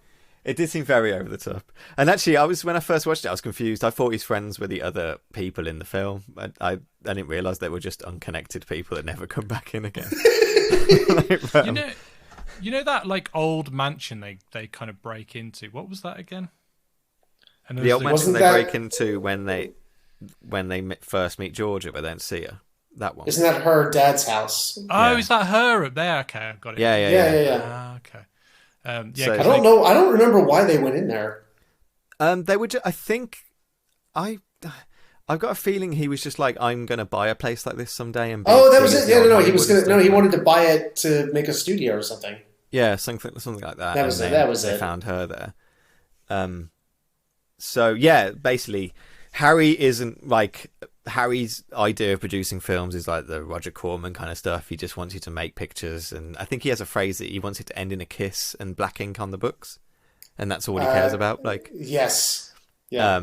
So they end up churning 11 pictures out for him, and they come to the Doom of the Catman. Doom of the Catman. I wrote that one down. Which is the picture that Harry just gives them a title and go and make these films. The scene where they put the costumes together is beautiful. It's wonderful, yeah. It's so funny. It's so funny. So yeah, they're kind of just like they're like I don't know, because they talk about the fact that they weren't really picture makers; they were more like secondhand trades. Yeah, they were just like taking all the cheap shit that nobody else used anymore. So these old costumes come in that don't fit at all, and the kind of the fitter, the costume designer's kind of like, if you just put some mesh at the back of that, it'd be fine. You never see it, and then he turns around and and it's all open at the front. He's like, okay, that's a problem. You want me to get a thinner person to wear this or something? And he's kind of put some shoulder pads under this. It will look fantastic, and they just look rubbish. Little bad. This is getting you guys ready for your screening of Them. This scene. Good. Yeah. And I think that like Doom of the Catman, that's a direct reference to Cat People. Names out of my head again. I assumed it was Cat. I assumed it was Cat People. Yeah, Cat People. Because he produced Cat People. Yeah. Oh, nice. So that was a direct takedown of him. But they're quite. You kind of get this idea that actually Shields and Fred are quite kind of ingenious at this point, and actually they take the kind of failings of that Doom of the Catman, actually turn it into their like into the successes, they don't show the costumes on screen, and they use a lot of black, and they talk about showing eyes on screen instead, and like teeth and stuff. And I want to stop and talk about this scene for a second, because I thought this was amazing. Honestly, they do the silly costume scene, which is really funny, with the and then they go into his screening room, and Kirk Douglas has his epiphany where he like invents A24 prestige horror, basically. And so, but they do this. The lighting in that scene is so fantastic. It's wonderful. Yeah, you got half the screen is just like blacked out, isn't it? And it's just to you listeners at home who can't see what this is, the room is fully lit, and Kirk Douglas gets up and he's all inspired and freaking out, and he's like, this darkness that scares people. That's what we got to make it dark and not see anything. And as Liam was just saying, and when he says darkness, he shuts the lights off, and there's only one desk lamp illuminating, like in the middle of the frame. Yeah. And it's just striking and incredible. And then Kirk Douglas goes over to that lamp and starts like putting his hands under it to be creepy. It's really an incredible use of practical lights. It's pretty uncommon for the time, honestly. Yeah. Well, we may as well point out the cinematographer then. That's please, Robert Surtees, and he did Ben-Hur as well. Well, there you go. There you go. Wow. Like, yeah. That's a hell of a resume. He did Oklahoma as well. Well, okay, fine. Yeah. Shit on him. He did The Sting. The Sting's good. Oh, I love The Sting. I do. The Judy Garland Star is Born? It's the Barbra Streisand one. Barbra Streisand. God, it was on the tip of my tongue and I couldn't remember her name. Oh, he also shot The Graduate and The Last Picture Show. There you go. Wow. What a dude. Yeah. And Mutiny on the Bounty. Yeah, he won three Academy Awards. What the fuck? Wow. I'm just looking through his list now going, this guy rules. He did Quo Vadis, that movie I hated. Well done. With one hand you give, the other one you take away. Well, it wasn't his fault. It was just a boring thing. I love this bit though. This film's a hit, kind of. Like it's like they show them going in to watch like the premiere, and they say how they didn't let like Harry actually see the film before it going on, and then all the kind of young kids run out the cinema and they're eager to write on the comment cards, which I didn't know was a thing. Yeah, definitely. It still is to this day. Is it? Wow. Yeah. Well, no, that's preview screenings. That's how they run screenings in like malls in Ohio and get people to like rate how much they liked, Ben Affleck's accent or whatever. But like, they'll have like a compare these days now who kind of like do like show of hands and all that kind of shit, don't they? Yeah, that's what I would think of. They just look like they all just ran out to a table. And my favourite scene when she just it stinks. It stinks, yeah. Perfect calligraphy, like perfect calligraphy right in the middle of the screen. I thought it was wonderful. She holds it up perfectly for the camera. Yeah. And I thought because of that they were going to hate it, but then they start going through the reviews, and it's got just enough positiveness to it that they're like, "This is a hit. This is perfect." Like, and because of that, they're giving the sequel "The Son of the Catmen." And they don't want to do that though. They don't. No, they're done. They're done with cat people. They're done with cat people. So instead, the writer, Fred, the director, he wants to be a director. He hasn't managed to do it yet. He's got a script that he's been loving that's based on a book that people have tried to make before, but they haven't been able to make it. So he kind of adapts the script into a screenplay. It was called Dune. Dune, was it? I couldn't remember the name of it. No, that was a joke. I love this bit though, because like he goes to Kirk Douglas, I really want to make this film, and then Kirk Douglas goes, "You really want to make this film, don't you?" And he's like, "Yeah." And he goes, "Let's make it." Like, he doesn't say film. No, he says picture. He says picture. I think, guys, for the entirety of this series, you have to say picture only. Picture. I want to do a real picture, adapt a book, a good budget, on location. Yeah. That's what he says. I've got it written down. Excellent. And at this point, you're getting like the shield's touch. Whatever he had, it was magic. He brought magic to the pictures. Like, and at that point, that's when you first meet. No, sorry, you first meet with Georgina in her house, but you see Georgina as well. You see her from the back at this point, and she's a stand-in when they're casting the Mexican actor. Yes, right. So, and that was a funny bit. That was a funny bit too, actually. Yeah, it was great. Yeah. Just the little insights into the way they do the insights into the film industry, even though most of the portrait of the film is, fairly toxic, a lot of it is played like this scene, quite lighthearted, quite fun. I don't know. It was a fun portrait for quite a bit of the running time of the industry. And what I was always worried about when they got the kind of Mexican actors coming in now doing this really broad character each time, I was just kind of like, are they going to say one of these are good because they're not like it's a really bad like bigger and bigger each time. yeah, like the kind of sombrero. What is it called? The kind of belt of guns gets kind of like wilder as well each time. And that's good stuff. They decide that all the kind of people reading for this role are rubbish, so instead they're going to like try and get a famous actor in, a famous Latino actor who's called Gaucho, and they kind of hunt him down and kind of honey trap him, I guess, is what's kind of like going on. That was weird. They had this lady who seemed to be a robot who would dance on command to salt, like, right? If they put on the right music, she would just Stepford wife her ass through some dance steps. It was so weird. Because basically it's not really working because Shields can't handle his alcohol or something. Like that bit when Gaucho carries him through, he carries Kirk Douglas like he weighs nothing. Yeah, like, strong. It's a strong man.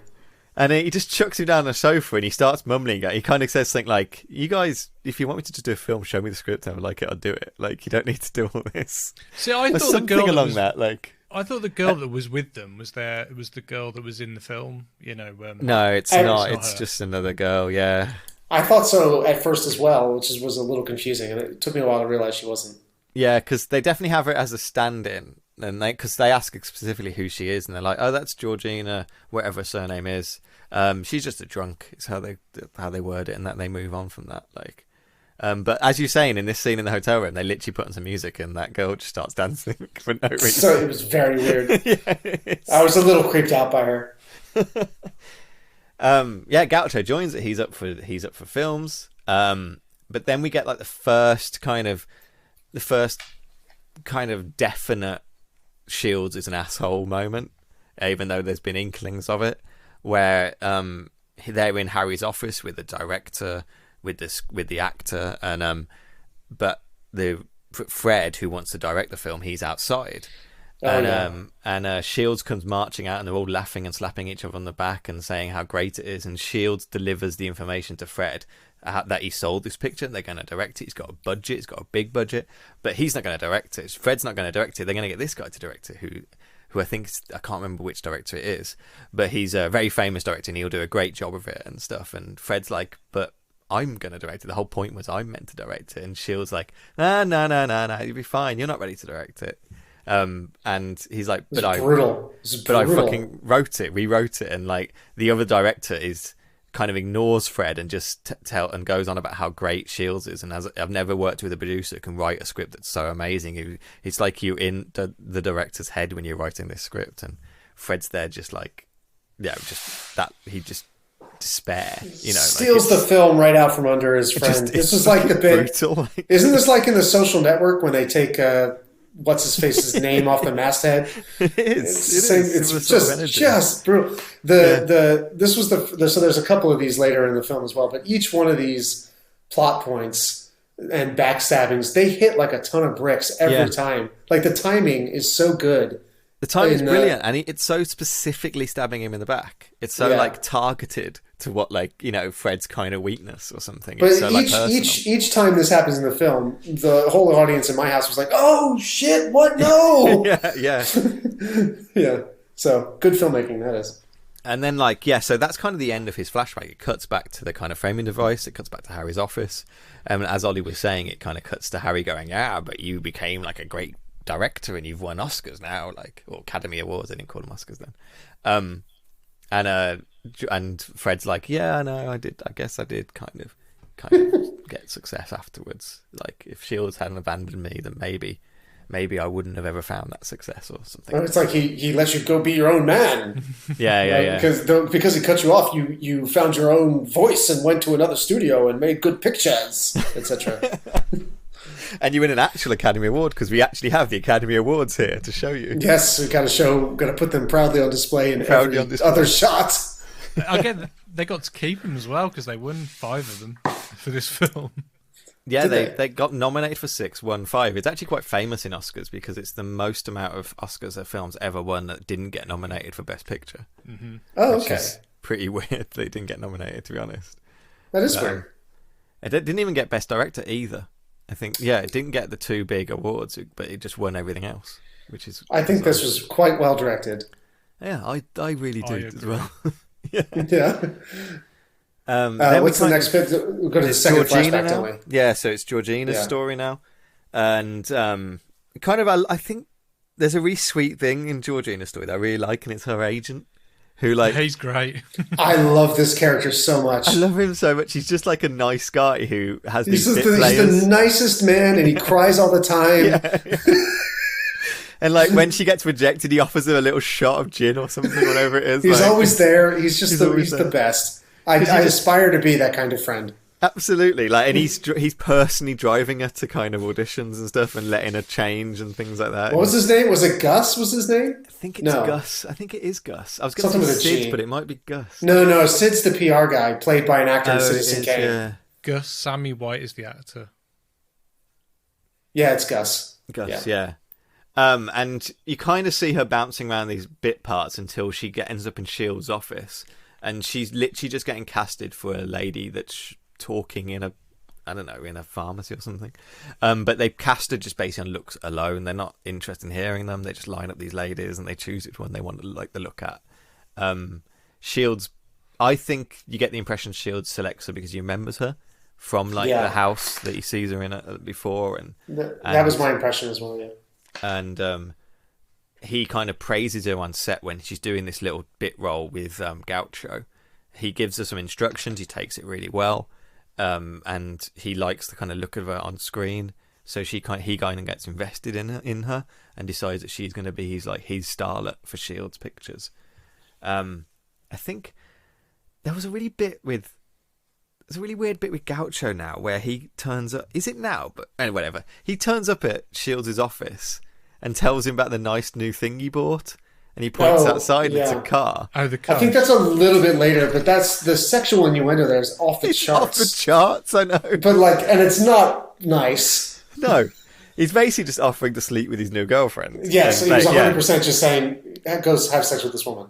Go have sex with this woman. Look, you can have her. And I'm like, this 1950s. Come on, 1950s. Yeah, it was this film was rife with that to the point where a scene I think that happened before that I think you're about to get to when Kirk Douglas goes to confront Lana Turner in her house. To try and one of their first arguments or whatever. Yeah. My daughter started screaming that he was a sexist at the screen. Yes, he was. So that was her reaction. Yeah, because she's kind of she's in this kind of bed sit, and she's surrounded by motifs of her father still, his old awards, his old pictures, paper cups full of alcohol, full of booze. Yeah, she's very heavily shown to be an alcoholic at this part. They also. What's the word? They also kind of attack her for trying to commit suicide a few times. Yes. She says that she tried twice. The next time will be the last time. I think that's the way she words it, which is dark as hell. Oh no, she said there won't be a next time. Yeah, I think she said there won't be next time. I think that's what she means though. There won't be. I've survived. I took it the other way, but I don't know. I read it as. I read it dark. I agree with Ollie. Oh, I heard it as I tried twice. There won't be a next time. I think you're just a dark soul. Maybe I am. Glass is half empty. Glass half full. And her father was some big character actor kind of thing. I think I forget the actor's name, Barrymore. I think it's kind of that kind of essence of him. And Michael. As Ollie was saying, you get the bit on the screen now when he kind of takes the piss out of her father, drawing the moustache on his portrait and stuff. And puts on the records of him talking. Yeah, he was doing Hamlet. Yeah. Was it Hamlet? Yeah. Yeah. And then they have he basically has just berates her and kind of beats her up a little bit, and just telling her what to do and who she is, and not letting her say a damn thing for herself. No, she's not allowed. I don't know, I swear everyone in the 1950s had PTSD from the war. They're just assholes. Yes, that's probably true. And then, yeah, so he casts her, they have a casting scene, and everyone else, apart from Shields, hates her. And it's a really tough scene, because she's, like, hiding in the little, like, projectors box. Listening.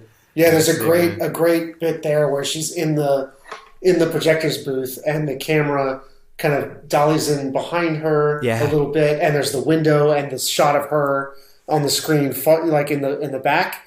So you get kind of her and the screen at the same time. Beautifully framed, that is. I love just after that when you can hearing like the directors and the actors, the producers and stuff like that all saying that she's rubbish. Yeah. I think it's Gus, her agent, kind of sneaks past her and just closes the window. Yes, it is, and gives her alcohol. It gives her some alcohol, yeah, and goes, "Never mind," like. But Shields doesn't matter, and then just after you get Shields tells her in his own office that she's hired, she's going to take the big role. And this is a bit Gus breaks down and starts crying. Yes, this was incredible. He's my favourite. But then what happens? She gets on set and she can't handle the pressure, so she goes on a bender. And they're about to she promises to stop drinking, which she does, and then I think like a week before they're about to start production, he pours her a drink, and then I think that's what starts it again, because he goes, "Just one." And then, maybe. I think it then spirals out of that. Yeah, they have like champagne or something, don't they? Because he sends her to a retreat or whatever, doesn't he? And then so she doesn't show up on the first day to shoot. She doesn't. Yeah, she turns up the day before and gets really nervous walking around the empty set. Yes. And then doesn't turn up actually on the day. Shields works out that she is like locked in her bed sit drinking and goes to rescue her. And then he's a dick at this point. Like, he's really gross. When he works out that she like fancies him, is falling for him, so he just uses it to get her to act. So he just pretends and to replicate any emotion and feeling to her. Pretends to be falling in love with her. Just to be kind of getting her to kind of turn up for work and put her best effort in. And then once the kind of film gets released, premiered, I love the premiere shot. There's a big crane shot that goes for the crowd to kind of show her coming out of the car. Before that, awesome. You've missed a bit back in his house where he's on the phone to like the other producers or the other filmmakers, and he's like, "No, she'll be there on Monday." But like, she lifts up the phone again to listen in on the conversation, but he knows that she's listening in on it. Yeah, you get him saying two different things rather than when she's listening. Yeah, he frames what he's saying knowing if she's listening or not. Yeah. You missed another one of these. Yeah, he really is. You missed another one of these amazing crane shots that this film has so many of. Yeah. When she finally gets like rolling with the acting, they do a little kind of maybe montage of how the film goes when she starts acting, if I remember correctly, and that ends with her like nailing this really emotional scene. Yeah. With somebody's dying. I think it's Gaucho's dying. In her arms, and she's crying, and it starts with a close up on her, and then cranes up and past her, and past all the faces of the crew, like watching her being blown away by her performance. And again, the camera just floats gorgeously up towards the lighter, the gaffer up in the ceiling. It's gorgeous stuff. Yeah, because they're making a kind of like, it looks like a Russian Revolution film or something. That's how I took it too. Yeah.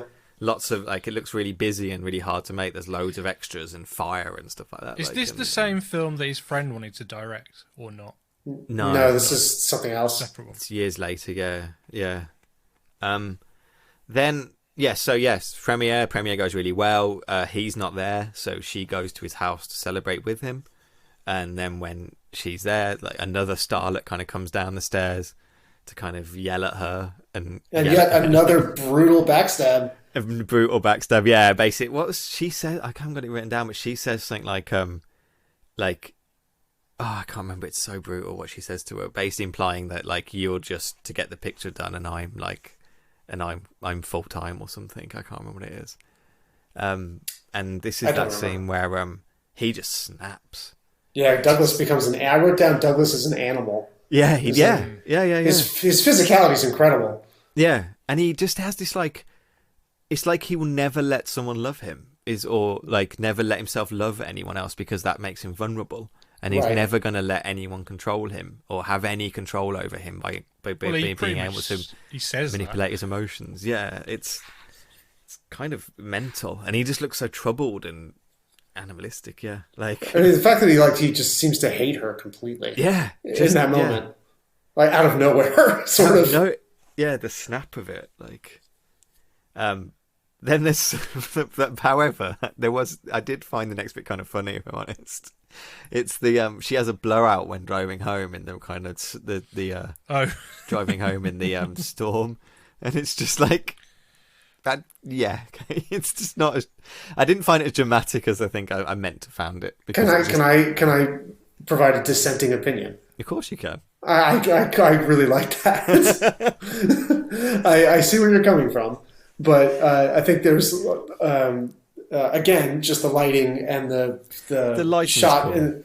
and the rain and the windows and everything. It's just this very impressionistic kind of moment. And then her acting again, so intense. It's almost like something you'd see in never mind. I'm not going to make that reference. Like Mulholland Drive or something. Like she's just losing her shit. Yeah, completely. So the intensity of it, I really loved. I kind of loved how minimalistic it was, just keeping the camera in the car. Obviously, it was for budget reasons or whatever; they couldn't do it. But the solution they come up with, I just thought was really compelling and really interesting. I thought it was both compelling and ridiculous at the same time. So I can. You're not wrong. Yeah. That's fair. Like, and you know what's going on, and you know the emotion, you get it. Like, so it's all cool. In the back of my mind, I was like, well, they clearly just didn't have a choice. They can only do it like this. Yeah. It just made me laugh how long she wasn't holding the wheel. I think that's that was fun. Yeah, no, that is true. There was a second there where I went, what the hell's going on here? But yeah, so I think it cuts back to Harry now, and he does the same thing to her. He's like, yeah, but because you walked out on him, then you got a contract with this studio, and he didn't take it to court, and you made great pictures. Well, he obviously felt a bit guilty because you released her from the contracts of. He didn't sue her for walking out on the contract. Yeah, right. Which is, I think it's meant to be adding to the complicated nature of him. Like which kind of, I think it's meant to show that he did have feelings for her, but he's such a weakness, fucked up man that he won't let himself have, or let someone get close to him in that way, because that would be a vulnerability, and he can't. He's sort of like a sociopath in a lot of ways. Sure. Like he doesn't actually have. I just said he hated her a second ago, but I think overall he doesn't have like a lot of negative feelings or intentions towards any of those people or anyone else. He just wants to do whatever is necessary, no matter what, to get what he wants and to get that film made. To get the picture. And so he doesn't care who he hurts or what happens to them, or he just doesn't care about them. If you see what I mean. Yeah. Yeah, that's how I took it for the most part. So he's happy to release her from the contract. Just because he just doesn't, he got the picture from her and he's done with her. From her. Yeah. Yeah, he doesn't need her anymore. And kind of when you meet her in this framing device, she's like the top Hollywood star. They say right. She's on top of her game now, and she's coming here as like that. I should say the framing device that we did have is actually what Harry says before they start these flashbacks is that you cannot make a Shield picture in this town, but you can make a Fred, Georgia, and James. Sorry, right? Yes, picture. Yeah.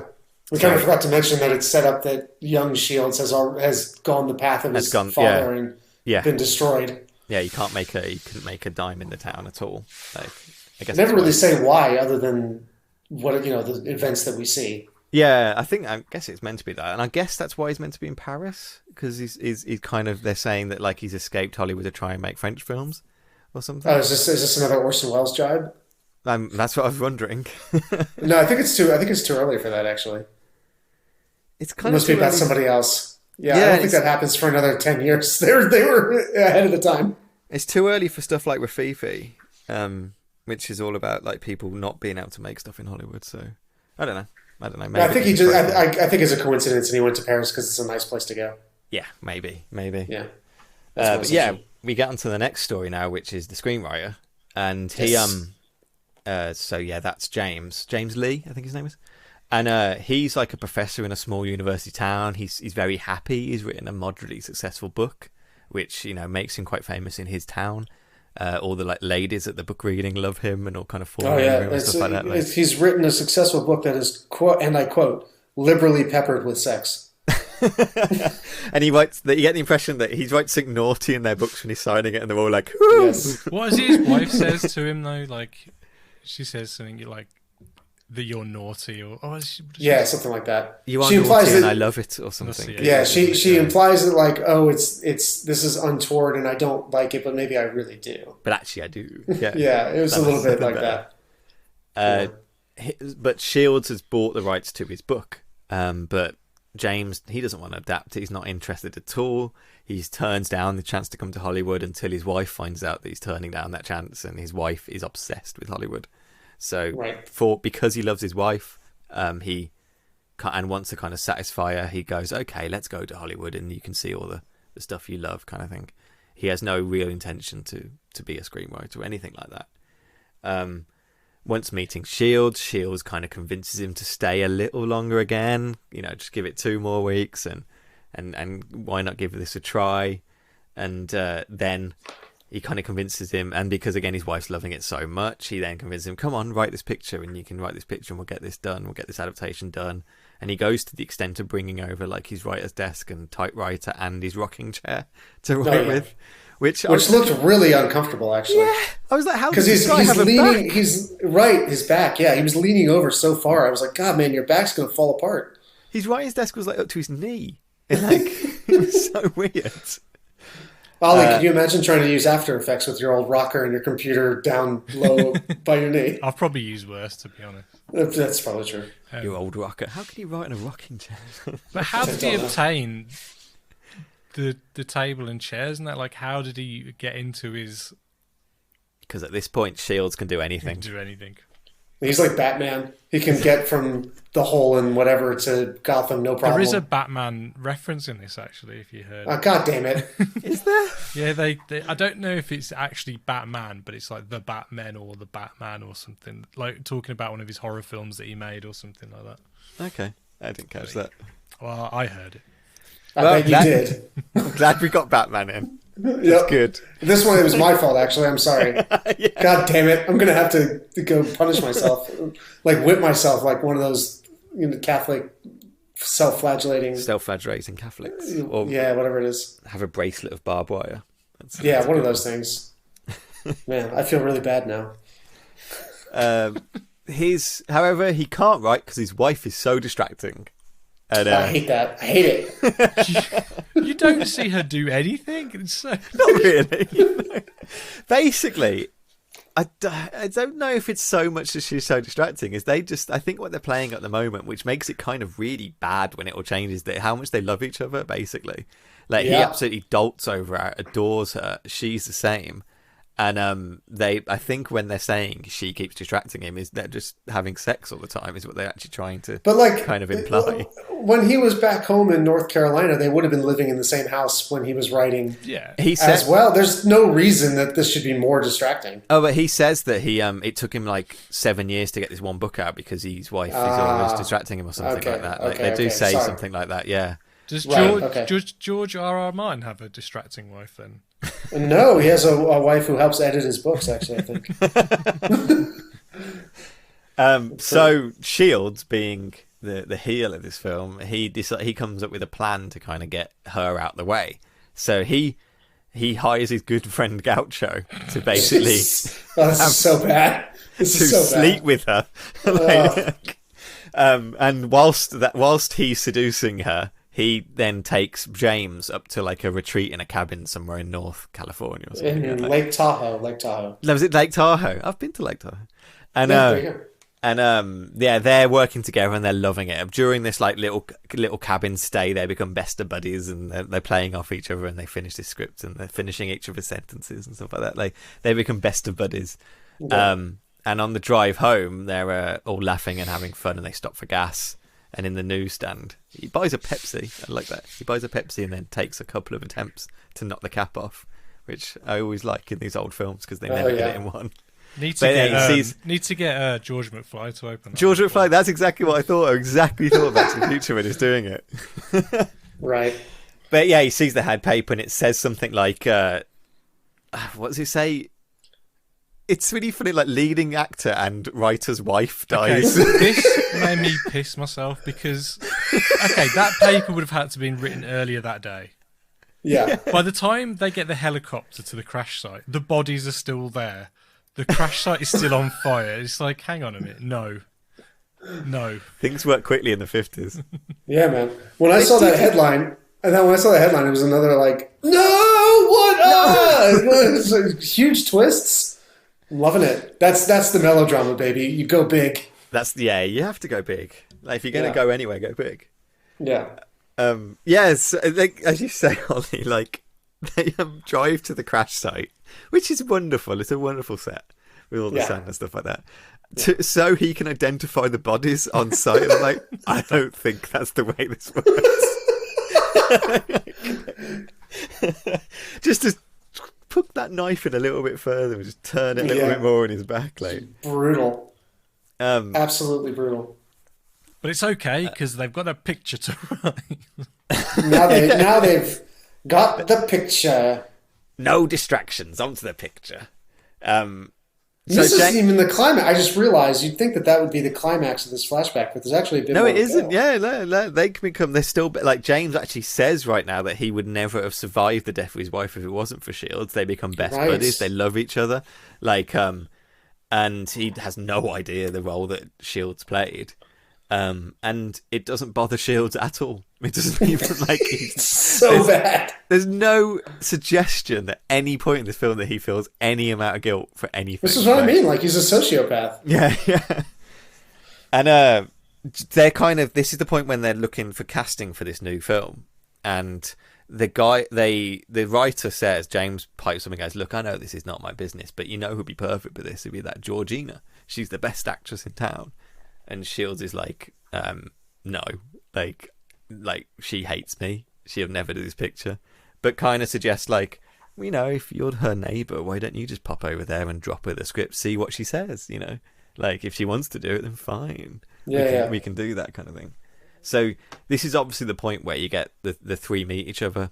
Georgina seems to be working with Fred, and like the director, he's in that room as well, and they're all talking about Shields. And she has a great line here when she says like I started loving him and ended up hating him, and you started up hating him and ended up loving him. You're the only one, she says. Why have you gone in this direction, kind of thing? You know?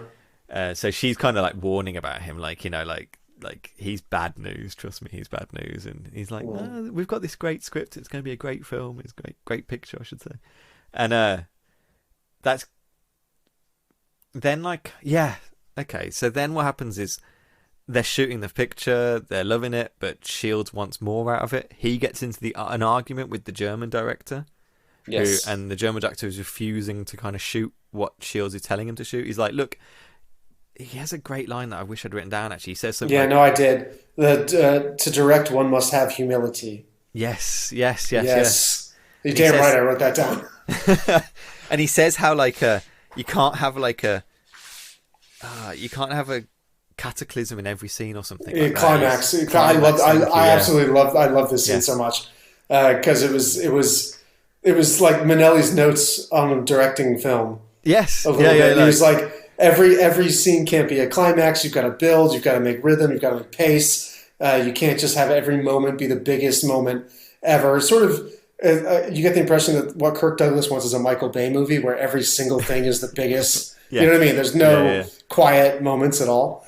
And the director is like trying to explain to him that that's not going to work, ends his tirade with to direct one must have humility. Do you have humility, Mr. Shields? Shields does not have humility. He does not. I love how he hangs off the camera at all times. He's literally hanging off it as it's it's like as it's what swinging are you around. Doing?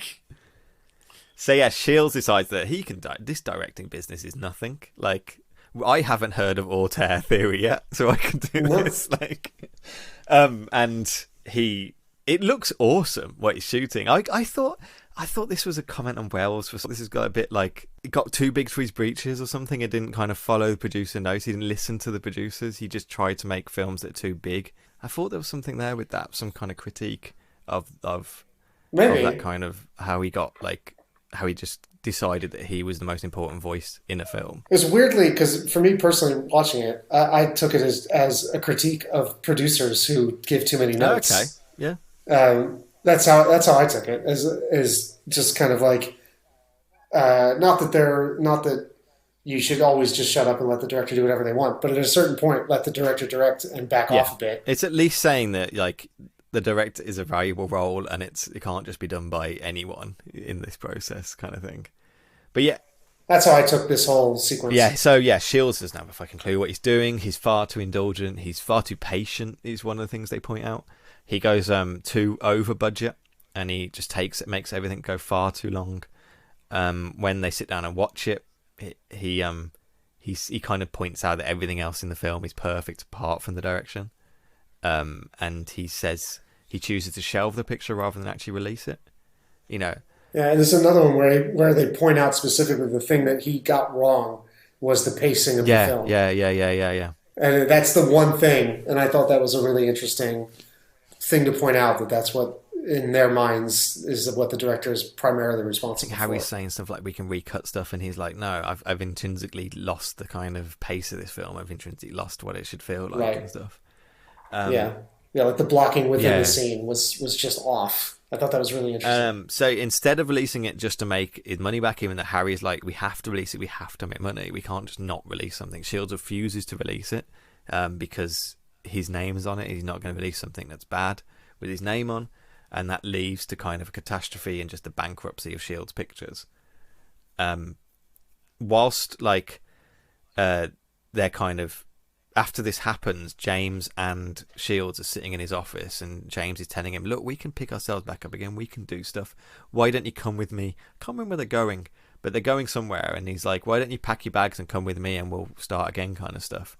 And Shields is really up for it, and he's really happy to go do that, but like whilst he's packing, he says something about... I can't remember what he says either, does it? But it's a really good line because it's really subtle. It's really subtle, yeah. It's like a subtle mistake. He says something like, it's really good she's out of your life or something, or when... No. He says, I begged Gaucho not to get on that plane. I knew he wouldn't be good for him. That was like it. He doesn't mention anything about his wife, actually, at that point. No, it's just that he knew that Gaucho was traveling on that plane, and therefore that like unlocks the whole web for the writer. And kind of because of that, what you get is that James starts kind of reevaluating his relationship with his wife. A bit of a weird kind of thing. But like the book he kind of writes is about his dead wife. And that's the book that wins him the Pulitzer's Prize. Right. Doing what Henry does in the film. He can't say Pulitzer throughout the whole thing. He keeps calling it like Pulitzer. No. You can win that great prize. Like maybe it was a new thing at the time. I don't know what that was. I liked it. It made me laugh. Because what they're saying there, like the others, that the fact that it's hard to even say it. It's okay. It's so horrible. It's okay that your wife died because you won a Pulitzer. Is his argument? It's kind of like, it's okay that Shields kind of got your wife into an affair that led to her death, and she died, and you then could see that she was a problem in your life, and that means you can now hate her. But you wrote a bad book. You wrote a great book about her, which win you a Pulitzer or something like. Yeah, fine. You won a Pulitzer. And you're happy now. Everything's fine if you win a Pulitzer. Anything's worth a Pulitzer. Yeah, prize. everything's worth the gold. Like, just I'll do anything for that. And he's like, yes, he was terrible, but he is talented. Like, at that point, and an hour and a half into the flashbacks. No, it's longer than that. It's right near the end, isn't it? Like, so. Yeah, we're near the end here. Finally, Shields' call comes through, and once more, Harry asks them, look, are you going to work with Shields? Come on, we got something here. And all three of them reject him still. Like, we're not going to do this. They reject him. They walk out of his office. But they're kind of hearing Harry talking and kind of get intrigued by what they're saying. So they do the little trick and picking up the handset that's out there to listen in on the call. And kind of... Rosalie was very confused by that comment, by the way. Sure. She was like, wait a minute, what is that something you can do with phones? I don't understand. Yes, the magical landlines, they're all just a big tube that led to your ear. Like, yep, this is one of those moments I had to explain ancient technology. And like, slowly they all kind of sneak in and start listening to what Shields is saying, and they all have a look on their face about like, maybe I will do another picture. He's still got it. Yeah, don't scamp. He's still got it. Still got that moody magic. Yeah, and that's fade to end. Actually, that's all it does. Yeah, that's the end of the film. Yeah, that's the end. Yeah, and some great credits. I loved. I love credits with you see the cast and the names. I love that. Oh yeah. The credits were good. The title design was really nice. Yeah, I thought so too. I did like them. And of course, I sent you the picture. I really liked the last frame, which was like thanking the Academy. to let us put the awards. To let us using the awards. They must have been a massive copyright issue. Been, yeah. So I assume that's why they had to do that. It did make me laugh just how damn prominent it was. It wasn't just a little line somewhere, like a whole card that just said with the picture of the Oscar there. Like, there's a big bold letters. So, like, I mean, what did you think of the picture? Like, what did you think of it? Well, I think Ollie's been silent for the last 15 minutes, so I think he should get I think Ollie's asleep. It's too late for him. No, I enjoyed it. For me, it's a solid 3.5, 4 out of 5. I think it's really well directed. Like as we were saying earlier, the camera moves are like sublime. Some of them are like fantastic, and but yeah, the cinematography's great. The lighting, the blocking, the performances. Yeah, I thought it was great. It was a good picture. Good picture. I'm with you. Solid 4 for me. Pretty much exactly the same notes. The blocking and the camera movement and the lighting were just exquisite. Pretty much all the way through. The only thing stopping it from being, higher rated is that like about halfway through the story, you're thinking, I think I get it. Yeah, it's a bit long in places. I think it could have been. Could have 20 minutes could have gone from this. I think, and I wouldn't have. I think so, and I don't like saying that because I do like the slower pace of older films, but this one definitely you felt it a bit. Particularly, I saw somebody else point out, and I think they're right, that the climax of the second story when he cheats on Georgia is just a stronger ending. Should have ended on that one as opposed to the other. Yeah, because the writer character, he just comes in so much later and just doesn't feel as connected. He has helped result in a death. I don't think you can get worse than death. No, of course, no. Like objectively, yeah, of course it's worse. But in terms of the dramatic relationships built through the film, the director character and Georgina just have longer relationships with Kirk Douglas's character. Agree, but you don't really see much of whatever relationship they have throughout the film. You see like 2 scenes where one is in her bedsit and the other one where you don't see what their relationship was like his fake relationship he was having with her. Do you know what I mean? I don't know. It seemed to me like a much more natural conclusion, and the writer story, although really good and equally big, sort of just felt a little bit more tacked on or just not as punchy for some reason. I don't know. I just didn't feel quite as connected to the other two. So I don't know. I know what you mean emotionally. Story-wise, you do get that kind of... That was his biggest picture he did, but it came with a really big personal break with him with the actress. And then you get him in his kind of just complete hubris years of like flying this writer over, like the affair, and then him taking over direction. You get him just floating on this entire hubris to have the downfall, which I did kind of like. Yeah. Something about that felt a little bit off, which in a film that is otherwise, like the guy said within the film, paced so well and directed so well, that stuck out to me as like a little bit turgid comparatively. I did like the pacing of it, but as you say, you do know where it's going, and you've been told where it's going as well, which is the reason why I don't massively like flashback films, because you know what's happening. Like the car crash bit was one of the things I was thinking is I had no threat at that point because I knew that she doesn't die in a car crash. Like she's just sitting there, like of course. Even though it wasn't dramatic emotionally, it's just I always just think flashback framing devices just take a bit of the kind of oomph out of what you're watching.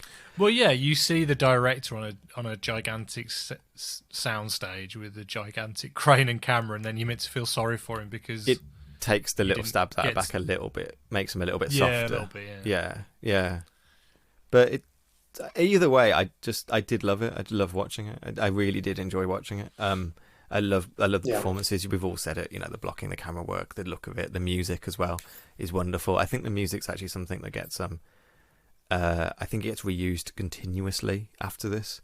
And Interesting. I think it's actually is it something like Sondheim? I think refers to this soundtrack a lot, or the music in this. Really?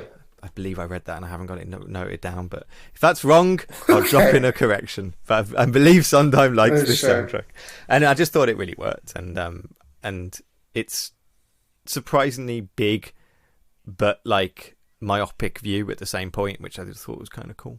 The musical numbers weren't good enough, though. That's why I dropped it down. It wasn't a musical.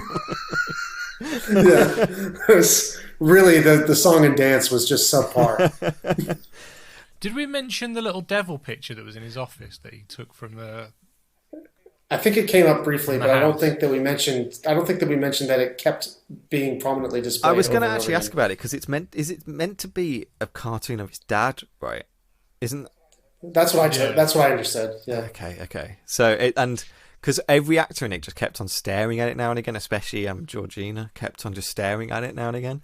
And I wonder if it was trying to say, like, you know, Shields is becoming his father, look, the devil's still there, or something like that, if that's what it was doing. Yeah, it must have been something like that, yeah. I want to say that one last kind of note from Houseman is that even though the picture did really well and he loved it and it became a legendary thing for him, he hated the title. So I got a quote from him that says, like, dreadful title, it's a loathsome, cheap, vulgar title.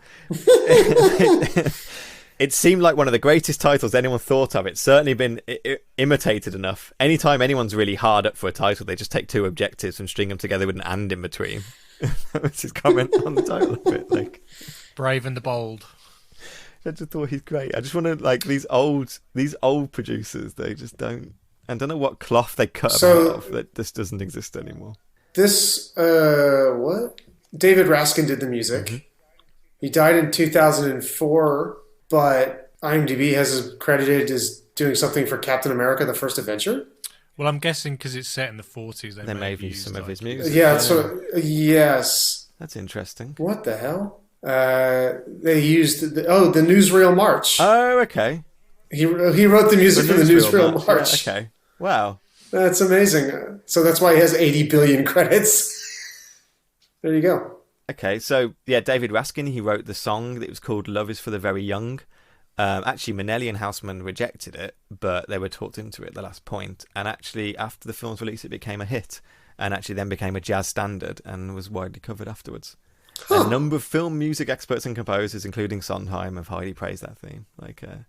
And there's a lot of kind of writing about the hypnotic way it works, and that it's a kind of great kind of example of a movie theme, I think. It was interesting. I didn't really notice the music at any point. Maybe I'll go back and listen to it. Definitely worth it. Interesting. Maybe it was that like well integrated that it didn't even clock that I was listening to good music. I think that's something that I felt about the film. I felt everything was massively well integrated. I don't think even Douglas, who's such a bold actor, he felt very integrated into the world of the film. He didn't stand out weirdly. He didn't like kind of overtake the film or anything, which everything was really nicely balanced. It was all of a piece. Of a piece. Of a piece. A picture of a piece. So, any final thoughts or anything? Like, I think we covered it pretty well. We liked the movie. I was surprised not only that there was no music, but it was in black and white, which was also really surprising. Yeah, I always forget that because I always think of Minnelli as a very colorful director. He's just known for making really colorful movies. So I was expecting a color musical, and I was really shocked when I put this on. I'll tell you what, man, you can come back and we'll do a Minnelli color picture, a color musical. I've seen Meet Me in St. Louis and American in Paris, and actually didn't like either one really too much. So maybe I don't want to see a Minnelli. Too much Minnelli. I don't know. I didn't love those. I had a film professor who was obsessed with Minnelli back in school, and he showed Meet Me in St. Louis, and he was like, you're gonna love it. But I was like 19 or 20, and I just was not the right age for such a thing. Watching some of those older musicals sometimes, isn't it? Yeah, I wasn't into it, but I'd be willing to bet it was because I was a dickhead kid and didn't know what I was talking about. So maybe I should give it another try. Yeah, good choice. And thanks for joining us, Brandon. Thanks for coming back. And my pleasure. I very much enjoyed watching that. Back anytime. It's always a good time. So what are we watching next week? Yeah, talking next week, we're doing The Hitchhiker, Ida Lupino's film. See, I was getting it confused with the Rutger Hauer classic. But it's not that one. The Hitcher. The Hitcher is a great film. Didn't they remake that? I'm sure they remade that. They did remake it. With Scene Bean or something like that. Yeah, definitely. Right, thanks very much for listening. And please, if you can, give us a nice little review or a little write-up on whatever platform you listen to us on, be that Apple Podcasts, Spotify, YouTube, Amazon Music, Stitcher. Please reach out to us. We're at Adjust Your Track on Twitter. That's with a YR, not your. And please don't forget, if the picture's bad, always adjust your tracking.